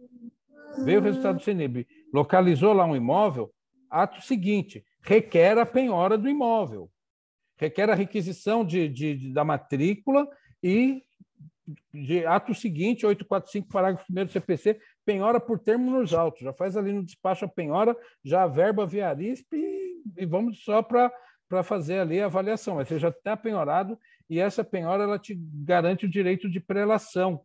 Num concurso de credores, quem tem a penhora mais antiga ali, né, vai se dando, tem mais direitos ali, né? E muita gente tem só CENIB. Né? Eu peguei um caso aqui para julgar aqui pelo SOS Execução, que é de uma comarca aqui de Guarulhos, uma empresa que foi arrematado um imóvel por 5 milhões, se eu não me engano, 7 milhões, um negócio assim, e tinha lá mais de 300 penhoras no rosto dos autos. Né? Na matrícula desse imóvel tinha 3 ou 4 penhoras. Em disponibilidade tinha mais de 100. Né? Aí vem todo mundo, o que eu quero, eu tenho disponibilidade, eu tenho direito de preferência. Eu falo, sinto muito, você não tem. Só aqueles 3 ou 4 que têm penhora têm direito de preferência, você não. Então, olha o problema disso. Então, o CENIB, ele é um preparatório, é um primeiro passo para depois, você não é porque vê a CENIB positiva, a CENIB positiva você não pode nem mandar para leilão, você não penhorou o bem. Então, veio a CENIB, primeiro passo, penhora. Aí, terceiro passo, vão para leilão, tá certo? Então, fala aqui, resultado positivo, deve-se expedir mandado de penhora, substituível pelo termo de penhora nos autos, né? Por termo nos autos. 845, parágrafo 1º do CPC, e depois a avaliação do imóvel. Serasa Jude, né? Serasa Jude, como eu falei, faz a constrição lá, faz a negativação no Serasa. Hoje em dia, quase nada de efeito prático. Então, Serasa Jude é algo que eu evito até de usar, porque não tem resultado positivo para execução quase nenhum. Agora, é interessante essa funcionalidade dele aqui, consulta de endereços. Você vai numa loja comprar um celular parcelado. Aí o cara vai lá, o seu endereço aqui é esse. Você fala, não, eu mudei agora, vou atualizar meu endereço. Atualizou o endereço, amanhã você bate no Serasa Jude e já está lá. Né? Então, assim, é uma fonte interessante também para pesquisar endereço, tá? E a gente apanha muito com essa questão de endereço, né? E fazer lá a negativação. Permite inclusão e exclusão de devedores no cadastro de inadimplentes do Serasa Experian e consulta o endereço atualizado da base de dados do Serasa. Infojude, né? Que já estamos caminhando para as mais avançadas. Infojude, registrar solicitação, tem aqui aquela telinha do Infojude, o que ele vai fazer aqui? Vai identificar bens, direitos e valores do nosso BDV declarados pelo devedor. Declarar. Então, assim, o devedor declarou no imposto de renda. Ou, por exemplo, no ITR. Ele tem um imóvel rural, ele declarou no ITR. O devedor, que é devedor mesmo, que é maldoso, que é, né, aquele devedor profissional, ele declara no imposto de renda o patrimônio dele? Ponto de interrogação. Né?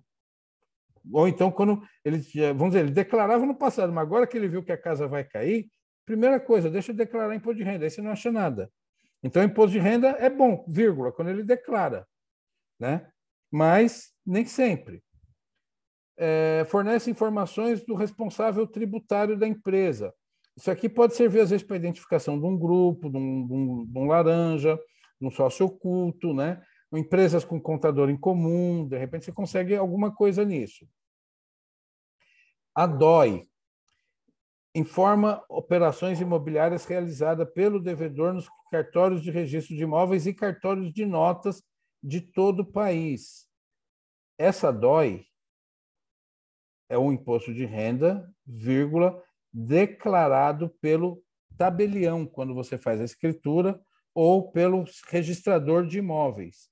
Então, bem, você olha lá, imposto de renda não tem nada, você puxa a DOI, aparece um monte de imóveis, e você consegue identificar ali fraude de execução, simulação, um pouquinho, normalmente, né, o devedor, ele não começa, ele não transfere o patrimônio quando tem ação trabalhista. Normalmente, ele, antes disso, ele já fez. Quando ele começou a atrasar o FGTS, né, começou a atrasar o salário, começou a dar problema, né, ali, né, um pouquinho antes daquilo ali, é um momento, a gente chama ponto de inflexão. É o momento que tem que voltar a pesquisa patrimonial. É dali para frente. A DOI, por normativo do TRT2, ele sugere que peça desde janeiro de 1980, que é quando foi criada a DOI. Essa também é uma informação equivocada. A Receita Federal, já fiz consulta direta, eles já me disseram o seguinte, não, o que tem no sistema que a gente fornece via Infojude é a partir de 1995, tá?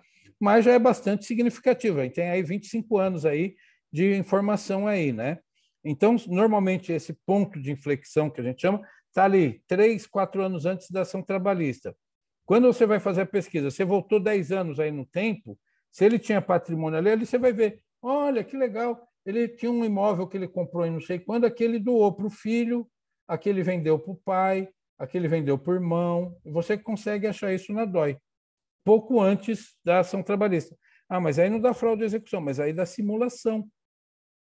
Artigo 167 do Código Civil e 169 fala, ó, simulação pode ser conhecida, ela não está sujeita à prescrição, né?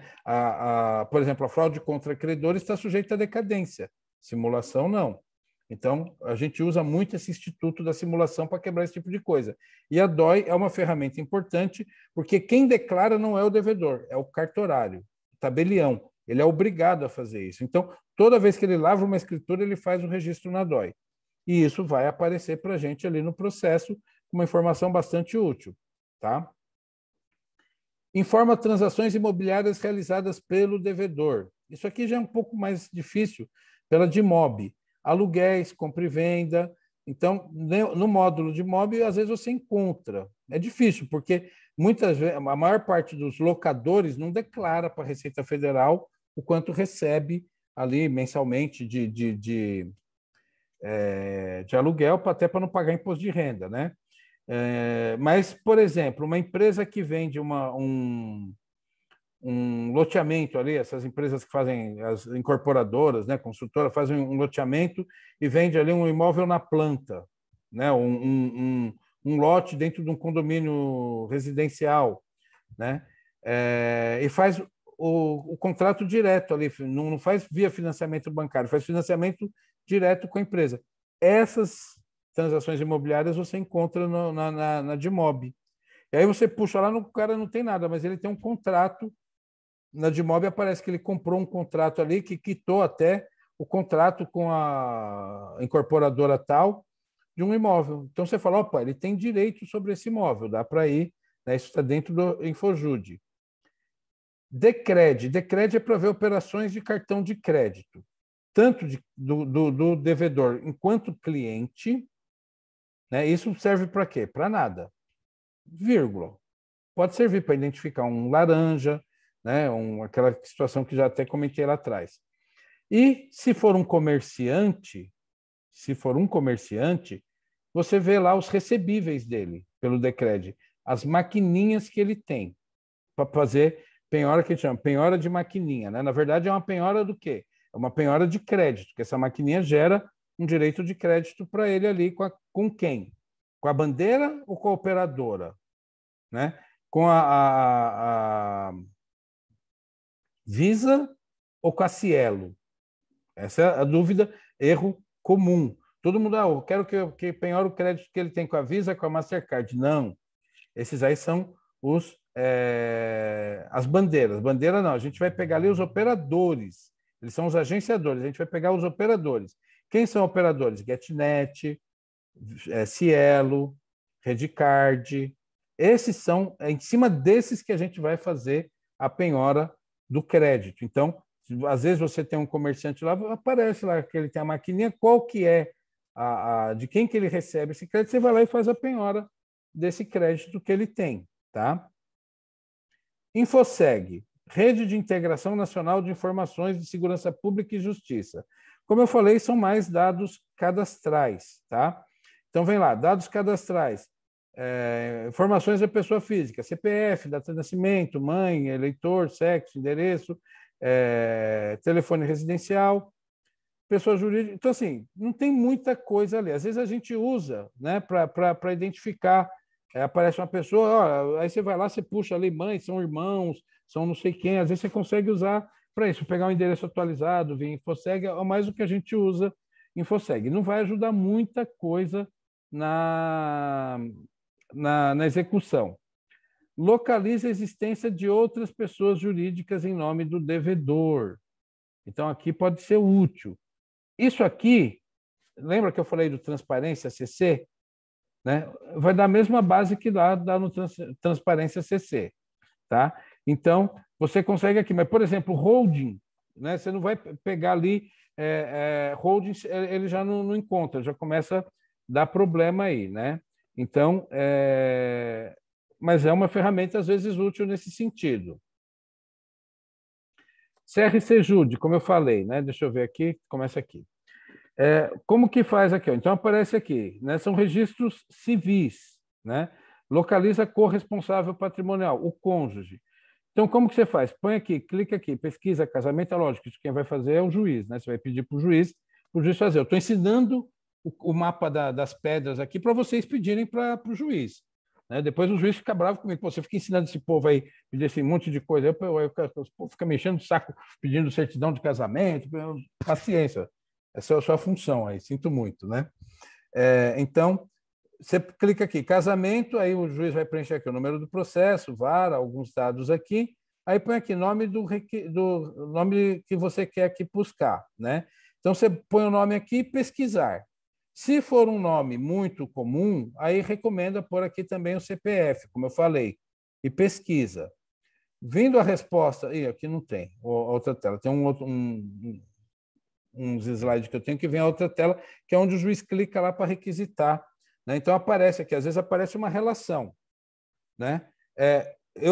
Às vezes aparece uma relação, você joga lá, uma pessoa com nome até meio complicado, parece tal, mas aparece um na Bahia, um no Ceará, um em Paraná, outro no Rio Grande do Sul, um em Tocantins, e 3 em São Paulo, e vários em São Paulo. Então, começa a aparecer muito, até você restringe a pesquisa aqui por estado. Então, põe por Estado, São Paulo. Né? Aí eu consigo, parece 3, 4, eu consigo ver com mais facilidade ali, né?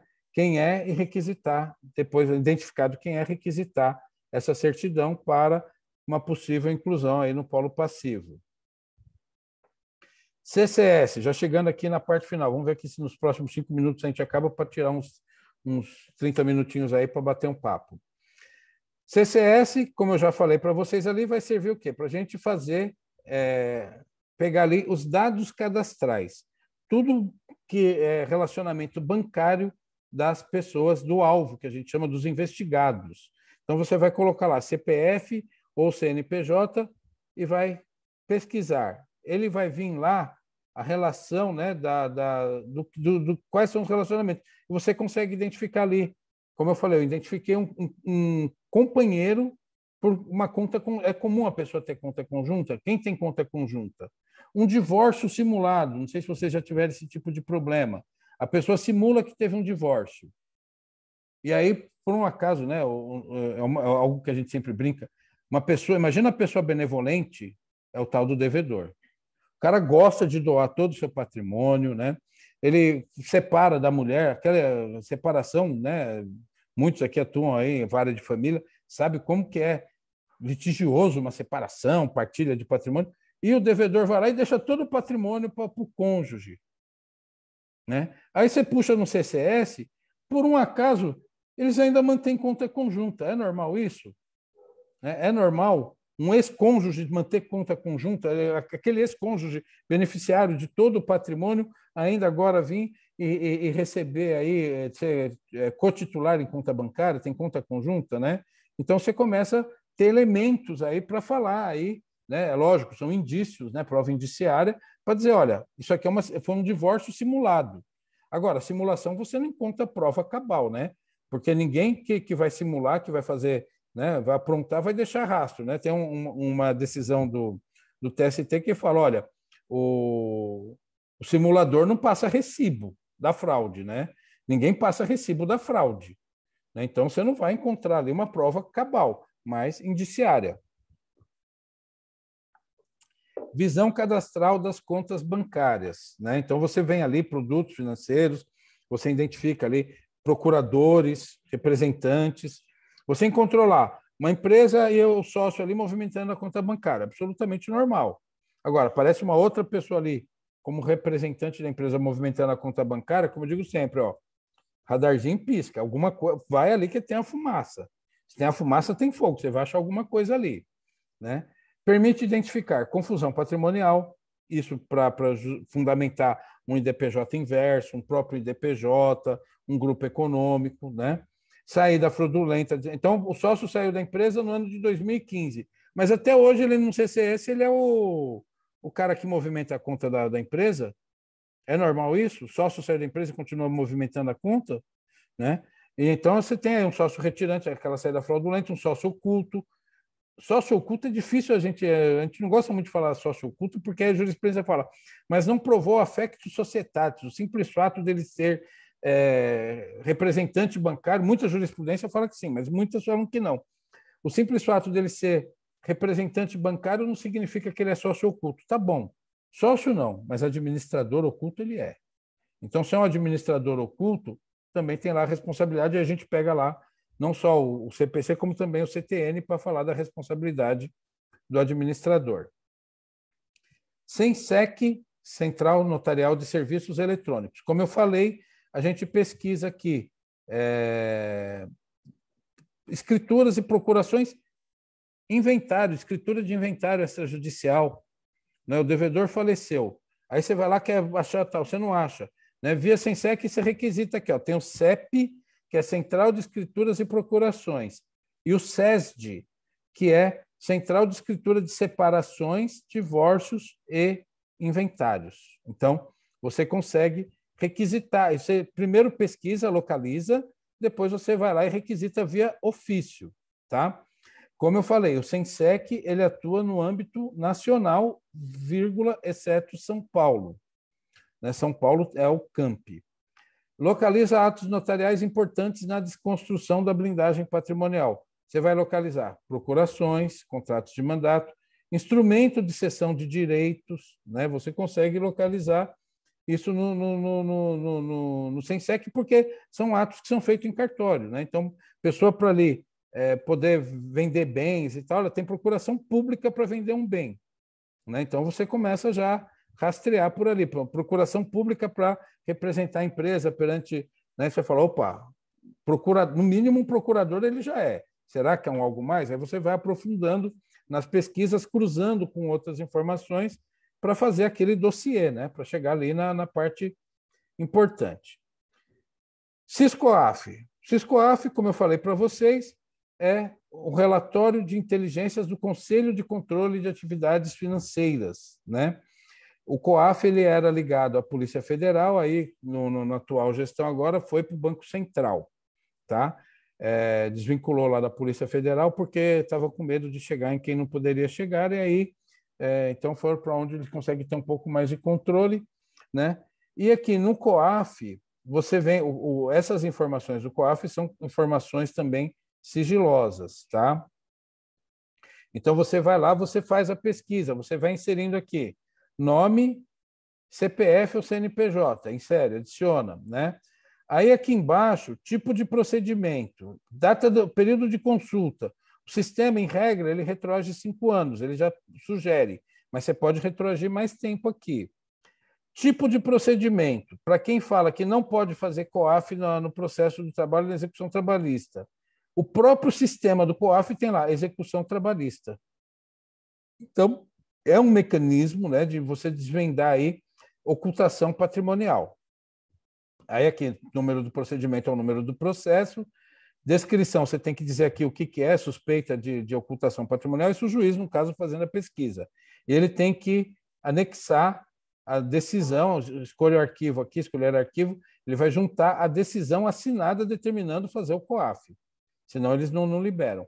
E aí o COAF, se o investigado tem operações suspeitas, e esse pessoal que faz esse tipo de blindagem é o público-alvo básico do COAF, você consegue, às vezes, informações muito ricas ali no COAF para desvendar aí mesmo essa intermediação, toda essa atividade ilícita que se faz.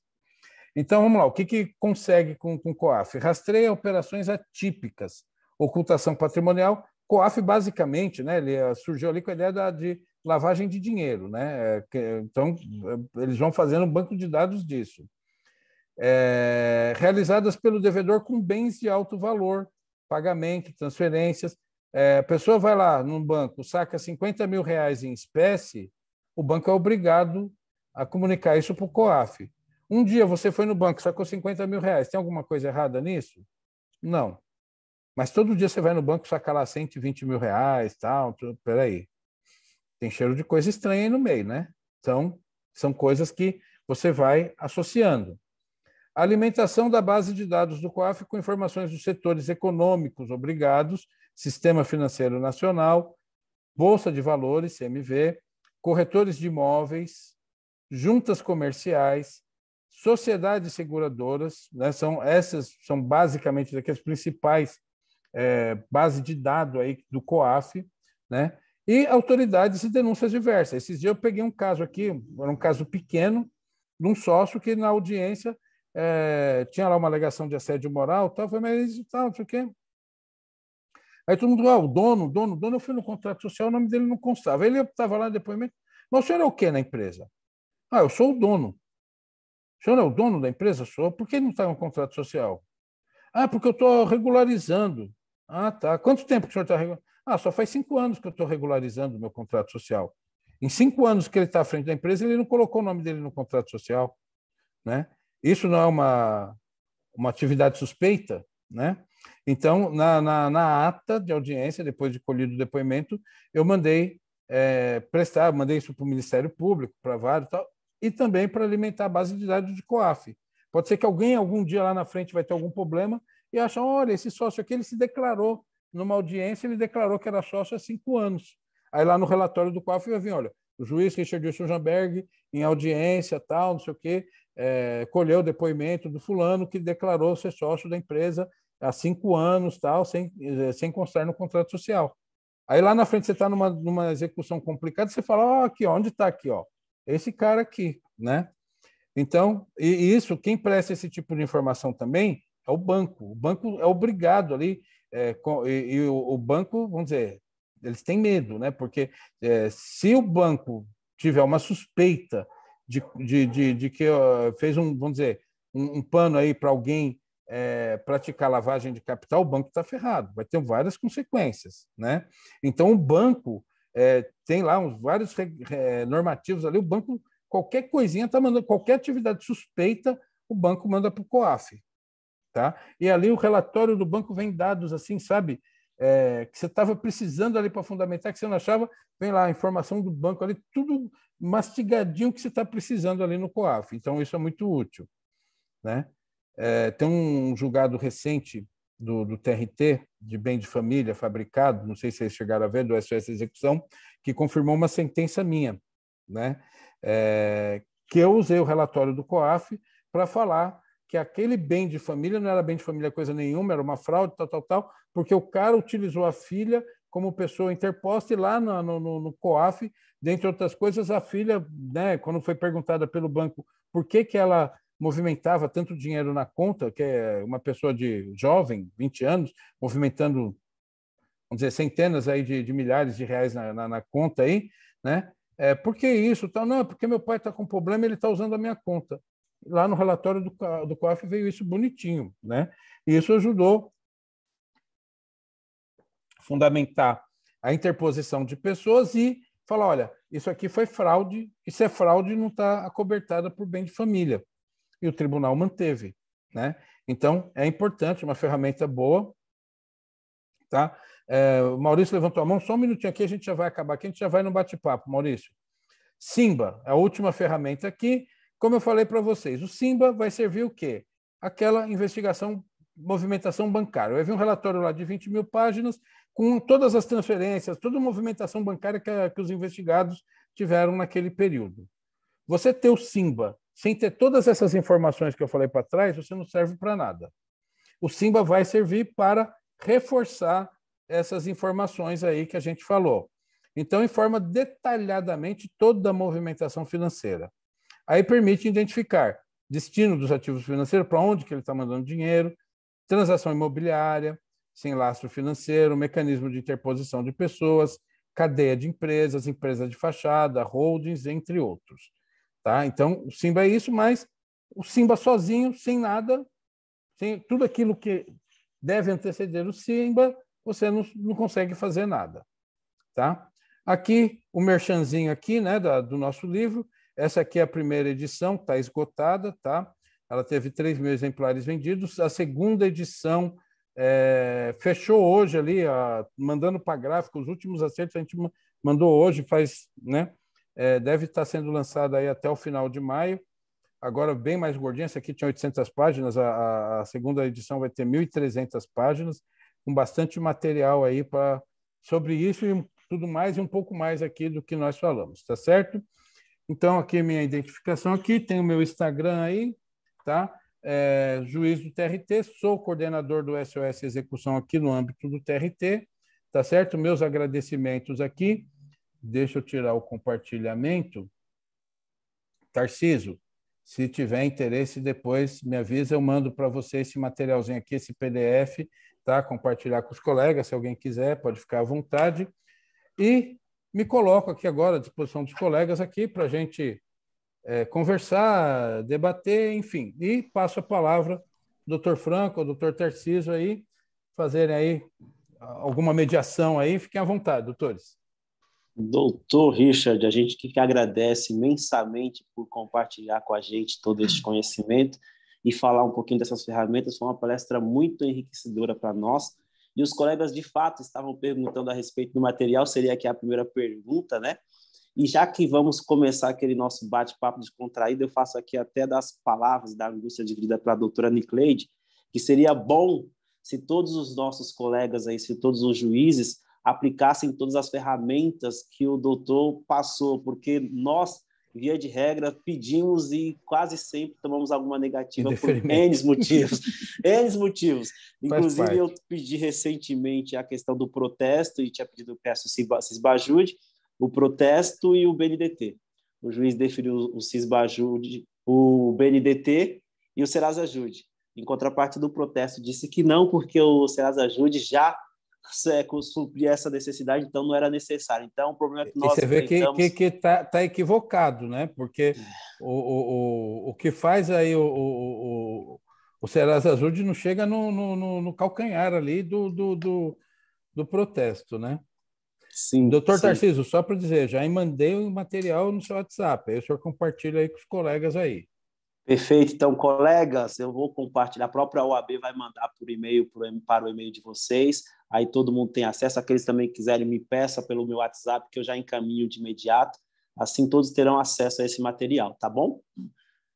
Bom, agora passo a palavra ao presidente. Não sei se alguém tem alguma outra pergunta. Se tiver alguma outra pergunta, nós já podemos começar aquele bate-papo. A Adriana teve pergunta no chat, Tarcísio? Teve do Ricardo, Tatá, eu te mandei, Tarcísio. Isso, doutor Ricardo, ele pediu aqui, perguntou a respeito das outras plataformas, né? que seria o CIGEF, ANAC, CNPA, entre outras que ele colocou aqui, né? Tem também a ANAC, né? Tem o SACI, tem alguns outros aí específicos. Então, para encontrar aeronaves, né? A aeronave, a ANAC, ele acaba sendo um pouco burocrático. Ele é bom para fazer atos constitutivos. Tem uma plataforma pública assim, aberta na internet, que consegue, eu não sei agora aqui de cabeça, que eu tenho um livro lá, mas de cabeça aqui eu não tenho, que faz pesquisa também disso. Tá? Se tiver interesse, depois eu até dou uma olhada aqui para informar, mas, por exemplo, para identificar aeronaves, enfim, vários. Né? No nosso livro ali, a gente gasta ali umas quase 200 páginas falando de tudo que é ferramenta que tem. Né? Sem querer fazer um merchan aí, mas quem tiver interesse em buscar ali, a gente traz ali de forma mais detalhada muita coisa. Por exemplo, o pessoal fala muito do Simba, né? Eu mostrei para vocês, né? Não sei se foi um balde de água por falar que o Simba não serve para nada, né? Muita gente pensa que o Simba é a fonte milagrosa que vai resolver a execução. O Simba não serve para quase nada, né? E aí eu falo, né? Tem um relatório e-financeira que a gente requisita a Receita Federal via ofício eletrônico, né? Não é convênio, mas a gente requisita. E esse relatório e-financeira, ele dá um Simba resumido. Ele dá a movimentação bancária mensal no período, tal. Então tem ali alguma informação que às vezes é útil, né? Tem vários outros mecanismos aqui. Aqui a gente falou as principais ferramentas, né? Perfeito. E a doutora Clarice Santiago está perguntando quando será o lançamento da próxima edição do livro. Não temos data ainda, doutora Clarice, tá? Como eu falei, era para a gente ter enviado para a editora no final de janeiro a segunda edição. A gente conseguiu mandar no final de abril, né? Era uma revisão que virou um livro novo, né? De 800 foi para 1.300 páginas.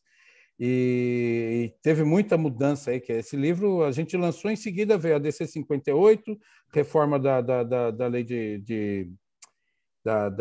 como chama, da falência e recuperação judicial, enfim, a decisão do grupo econômico, do STF, várias outras questões. Nosso livro ficou desatualizado rapidinho. A gente lançou um livro, um mês depois já estava desatualizado. A gente teve um longo trabalho aí para atualizar, né? E também a gente acrescentou bastante coisa aí. Em final de abril, a gente encaminhou aí, meados para o final de abril, a gente encaminhou para a editora, e veio, voltou aí para a gente para fazer um ajuste aqui, um acerto aqui, uma correção ali, ver essa diagramação, ver aquele outro, a capa, tal. Hoje a gente deu o ok final, eu acho que vai para a gráfica. A expectativa é aí para o final do mês, começo de junho, está saindo. O doutor Maurício tinha levantado a mão um dado momento, que eu até falei, aguarda que a gente já está acabando.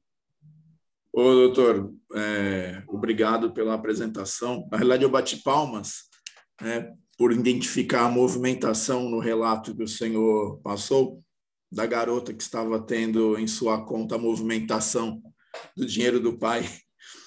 E também pelo senhor comentar que os devedores realmente são pessoas bem caridosas quando estão nessa condição. Obrigado novamente aos organizadores, doutor Tarcísio, doutor Franco. Parabéns. Obrigado. Que agradece. Mais ninguém tem nenhuma palavra, nenhuma pergunta, nenhuma colocação? Se tiver, eu vou bancar o padre. Fala agora ou precluso para sempre. Aquilo que o padre fala, eu dou aula na faculdade, falou, aquilo é uma preclusão, né? Fale agora o cálice para sempre. Eu cito como exemplo de preclusão. Fale agora, o cálice para... Então está precluso para sempre. Não vem depois me encher a paciência. Não, perfeito. Acredito que nem mais um colega vai ter nenhuma outra pergunta. Podemos, então, partir para as... Então, todo mundo entendeu tudo. Podemos fazer uma prova agora? Vamos fazer uma prova? Chamada oral. Compartilhando o material, está tudo certo, doutor. Está tudo certo. Tá bom. O pessoal vai pegar o passo a passo amanhã e as execuções vão andar. Reclamada, se preparem. E daqui uma semana eu estou vendo os juízes da Baixada me xingando. Olha, tem Eu um tô, colega pe- por aqui. eu tô penando numa de sociedade anônima, viu? Nossa Senhora. É complicado. Na SA a gente é acostumado, né, ir para cima das limitadas aí, uma série de agora na SA não tem nada de nada para nenhum De lugar. nada. Você pega no máximo ali os diretores, né? A gente fala ali, Então, sustenta ali a defesa ali. Agora, tem SA de capital fechado, né? eu tô numa SA que é uma SPE ainda. E essas SP. E aí, agora que SPE vem. e ainda é SPE SA. E aí tem essas muitas aí agora que vem. Construção civil, né? Não, além disso, os consórcios, né? Os consórcios, aí mistura com recuperação judicial, falência, consórcio disso, consórcio daquilo, SPE, mistura, faz aquele bagunçado todo, você não acha nada, né? Isso Nada. fora os casos que a gente lida com blindagem internacional. Essa blindagem internacional, então, aí a gente já está falando em devedor profissional nível hard. O legal é Aquele que que né, o cara. aí entra em contato com a gente uma empresa que descobriu que a gente tem o crédito para comprar esse crédito, que é uma empresa que é deles, e você não consegue rastrear por nada, entendeu? Essa ligação. A gente sabe que a empresa que está querendo comprar esse crédito trabalhista, na verdade, é a reclamada, É entendeu? reclamada, quer É comprar, a pagar baratinho. reclamada por intermédio, enfim, olha, mas é difícil. A coisa é Complicado. muito bem, a teia é muito bem tecida, né? Vamos dizer assim. Sim. Clarice, Bom, falando em blindagem, o que dizer das fraudes praticadas pela holding? É o que a gente mais vê, Clarice, o pessoal pega ali, ele cria uma holding e esconde todo o patrimônio lá, as holdings patrimoniais, né? É algo bastante comum, né? E normalmente a pessoa entra e sai da holding, ela entra para jogar o patrimônio, no dia seguinte sai e deixa lá algum familiar. Aí você vai rastrear, vai pesquisar e você não consegue localizar, não consegue rastrear. Então a gente tem que aprofundar nas pesquisas para localizar, né? A gente acaba achando. Veio mais uma aqui no chat aqui. Eu só estou usando aqui, doutor, porque está vindo aqui, né? Seria fraude à execução? Fraude contra credores, não cai nessa armadilha, Clarice. Fraude contra credores é armadilha. Porque aí depende de ação pauliana, ação da justiça comum e prazo decadencial de 4 anos. Aí quando você for ver, quando você entrar nessa, já perdeu, né? Então, fraude contra credores, risca essa palavra do seu Código Civil aí. Usa simulação, que você vai ver ali que tem, né, bastante parecido ali, e na simulação você consegue retroagir e pegar e pode ser declarada de ofício no juiz dentro do próprio processo, né? Então, é bem isso, né? Fraude e execução, normalmente não é porque eles fazem antes de entrar os processos. Então, é difícil a gente falar em fraude e execução.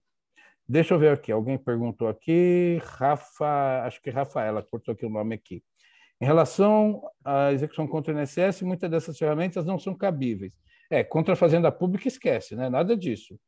Fazenda Pública, você vai citar para pagar, aí vai citar para pagar, não, citar para embargar, depois vai ser o precatório, vai cair lá na fila. Aí realmente não tem, né? Fazenda Pública, realmente a gente não tem escapatória aí.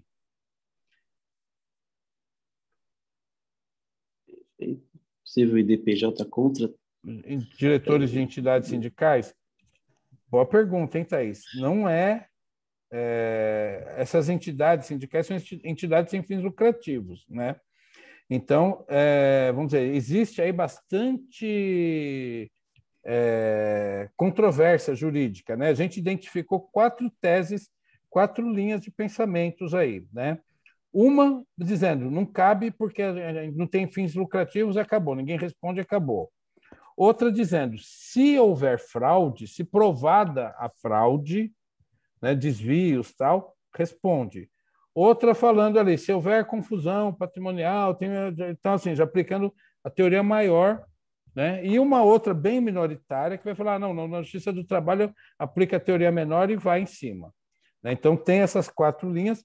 É possível, mas seria muito importante aí fazer umas pesquisas aí patrimoniais aí para ver se houve, né, transferências, coisas e tal, né? Tem um caso aqui que o Rafael, meu parceiro aqui de livro, ele conta um caso que ele pegou de uma ONG, tá? Só para vocês terem uma ideia, uma ONG de médicos que fazia serviço ali, tal, no hospitalar, não sei o que, tal. Poucos, vamos dizer, antes de começar a deixar de pagar todo mundo, foi nomeado um novo presidente, e dias antes da posse, o antigo presidente aí veio por COAF, assim, várias coisas cruzadas. Fez um saque significativo da conta da instituição, né, sacou um valor bem elevado, e aí colocou uma outra pessoa, entrou uma outra pessoa. E essa outra pessoa, na pesquisa CAGED, identificou-se que ele trabalha como pedreiro. E ele virou o presidente de uma associação de médicos, né? Então, essas ONGs, esse tipo de coisa. Então, assim, no sindicato é mais difícil, mas, de repente, você consegue identificar, né, esse tipo de transação, né? Vamos falar aqui, um português claro aqui, não tem nenhum sindicalista aqui não, né? Se tiver algum sindicalista, levanta a mão, porque eu vou ficar quieto, eu não vou falar. Né? Mas vamos dizer assim, o que diz a mídia, não sou eu que estou dizendo, o que diz a mídia, né? Os maiores escândalos envolvendo sindicatos são ali na negociação coletiva, né? Os dirigentes sindicais acabam levando vantagem pessoal nisso. E isso você não consegue, vamos dizer, de alguma forma, rastrear. Você pode ir ali num COAF, achar uma atividade suspeita, enfim, alguma coisa nessa linha. Mas imagine, por exemplo, né, um presidente de sindicato que começa aquele sindicato que é de pai para filho, né? O pai foi presidente por 20 anos, aí quando ficou velho, o filho entrou lá, está mais 20 anos e tal, e você vê o patrimônio do sindicato, né, meio que se dilapidando tal. No caso desse aí, eu acho que a gente consegue, né, uma monarquia, né, bem nessa linha, né? As cooperativas também, né? Cooperativa, esse dia eu perguntei, quem é o presidente? Sou eu o presidente. Há quanto tempo o senhor é presidente da cooperativa? 15 anos. Falei, nossa, é bem democrática a gestão dessa cooperativa, né?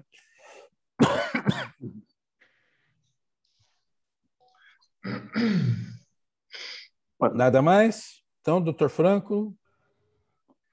Bom, então, antes da gente encerrar aqui, eu vou passar a palavra para o Tarcísio, para que ele faça as suas considerações finais. Doutor Richard, agradeço imensamente em nome dos advogados aqui da Praia Grande a tua palestra, a exposição aqui para nós. Foi extremamente esclarecedora. Os colegas também agradeço a participação e interação com o palestrante, bem com as perguntas. Essa noite foi, de fato, enriquecedora para todos nós, tá? Doutor Richard, fica aqui o nosso convite para que venha à nossa cidade, né? Para poder desfrutar um pouquinho da nossa companhia de forma presencial, tá? E, mais uma vez, fica aqui o meu muito obrigado em nome de todos os advogados aqui da comarca. Eu agradeço aqui a oportunidade mais uma vez. Eu lembrei ali, né? Aquele nosso combinadinho ali, abrir o vídeo para a gente fazer uma fotinha ou não? Sim, Paulo, não? Vamos fazer, vamos abrir o vídeo, vamos aproveitar aqui, então, já vamos pedir aqui para a Adriana, a gente vai fazer simbolicamente aqui a nossa entrega do certificado para o Dr. Richard, da palestra, o nosso certificado virtual, depois vamos encaminhar, mas a Adriana primeiro vai compartilhar com a gente o certificado.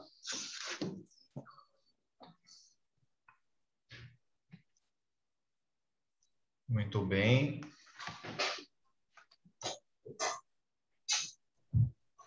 Obrigado. Obrigado, Adriana. Agora, vamos todos aqui sorrir. Para uma fotinha. Que isso, ó, Adeilton estufou até o peito aí.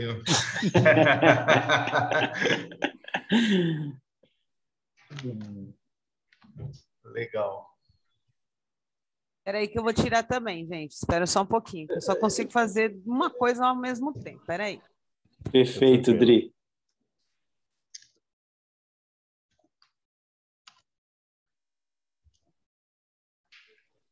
Ricardo, acabou a mamata de home office, hein?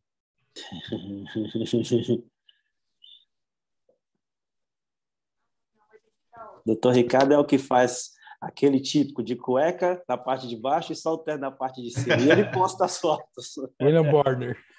É bem isso. Vamos lá, mais uma. Agora... Aí, sorrindo bonitinho, que a primeira ficou feia. Espera aí.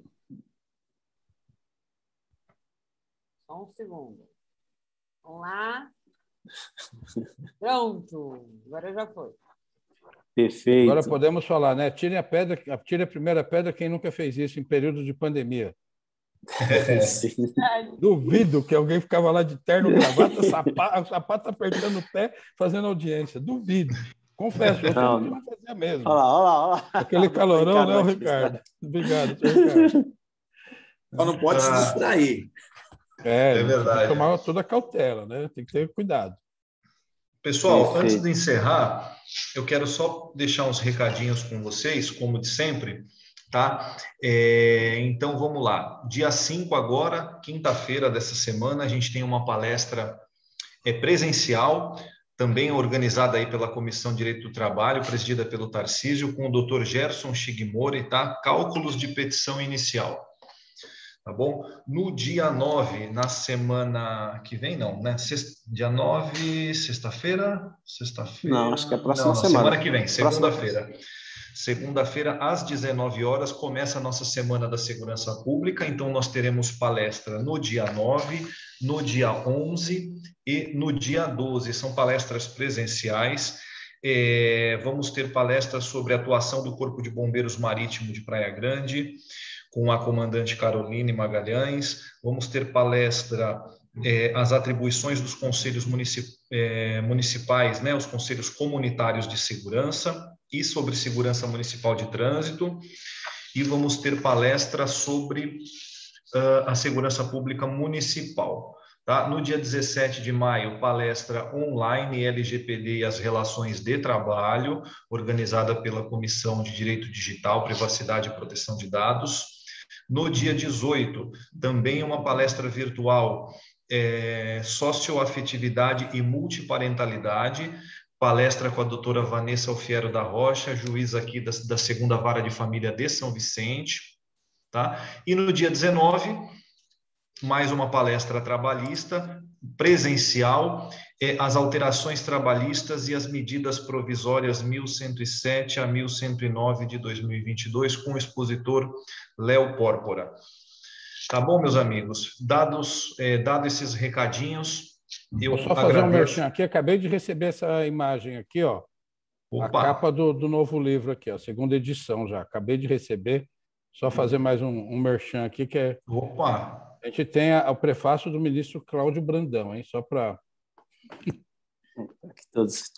Acabei de receber agora, falei, como eu estava falando disso, então deixa eu mostrar para o povo aqui. Então, então sai em 30 dias mesmo. Eu acho que deve estar saindo logo. Doutor Franco, agradeço mais uma vez aí. O doutor Eric já tem na mão ali, ó, da primeira edição, ele já tem lá. Obrigado pelo prestígio, doutor Eric.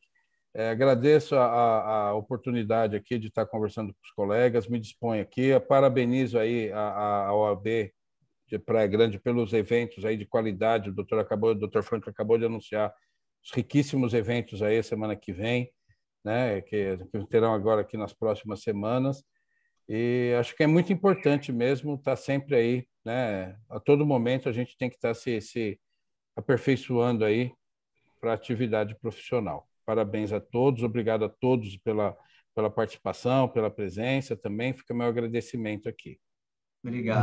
Nós que agradecemos, viu, doutor Richard? Mais uma vez eu reitero que a nossa subseção se sente muito lisonjeada por Vossa Excelência ter despendido um pouquinho desse valoroso tempo aí para nos brindar com o seu conhecimento, que vai muito além da execução trabalhista, como conversamos no começo, ajuda muito na execução civil, na execução das pensões alimentícias, enfim, né, na área do direito de família, ajuda muito nas execuções em geral. A gente fica muito feliz mesmo com o aceite do convite. A nossa casa aqui, a OAB de Praia Grande, está sempre de portas abertas. Espero que esse seja o primeiro de um evento, né? O primeiro dos muitos encontros nossos que ainda teremos, e vamos ver aí se num futuro não muito distante conseguimos fazer alguma coisa presencial, com certeza, tá? A ideia era até fazer presencial, mas realmente a questão de distância, tempo, pauta, acabou atrapalhando um pouquinho. Então, eu pedi para o doutor Tarcísio para a gente fazer virtual mesmo, que teria aí mais facilidade, né? Eu cheguei faltando 2 minutos para começar. Não, e é isso, gente. Tarcísio, parabéns aí, tá? Por mais uma palestra, parabéns pela condução dos trabalhos na nossa comissão.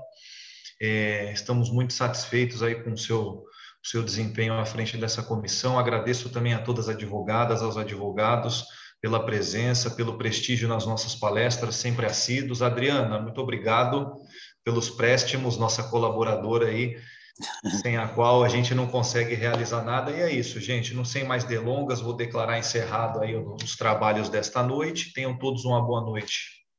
Ótima noite a todos. Obrigado, boa noite a todos. Depois me manda a fotinho, doutor Tarcísio. Perfeito. Adriana, manda a fotinho aí para o doutor Richard. Já manda. Vou mandar para o Tarcísio. Para pegar a sua decisão, perfeito. para pegar os carteiros de trabalho. Até mais, gente. Tchau. Tchau.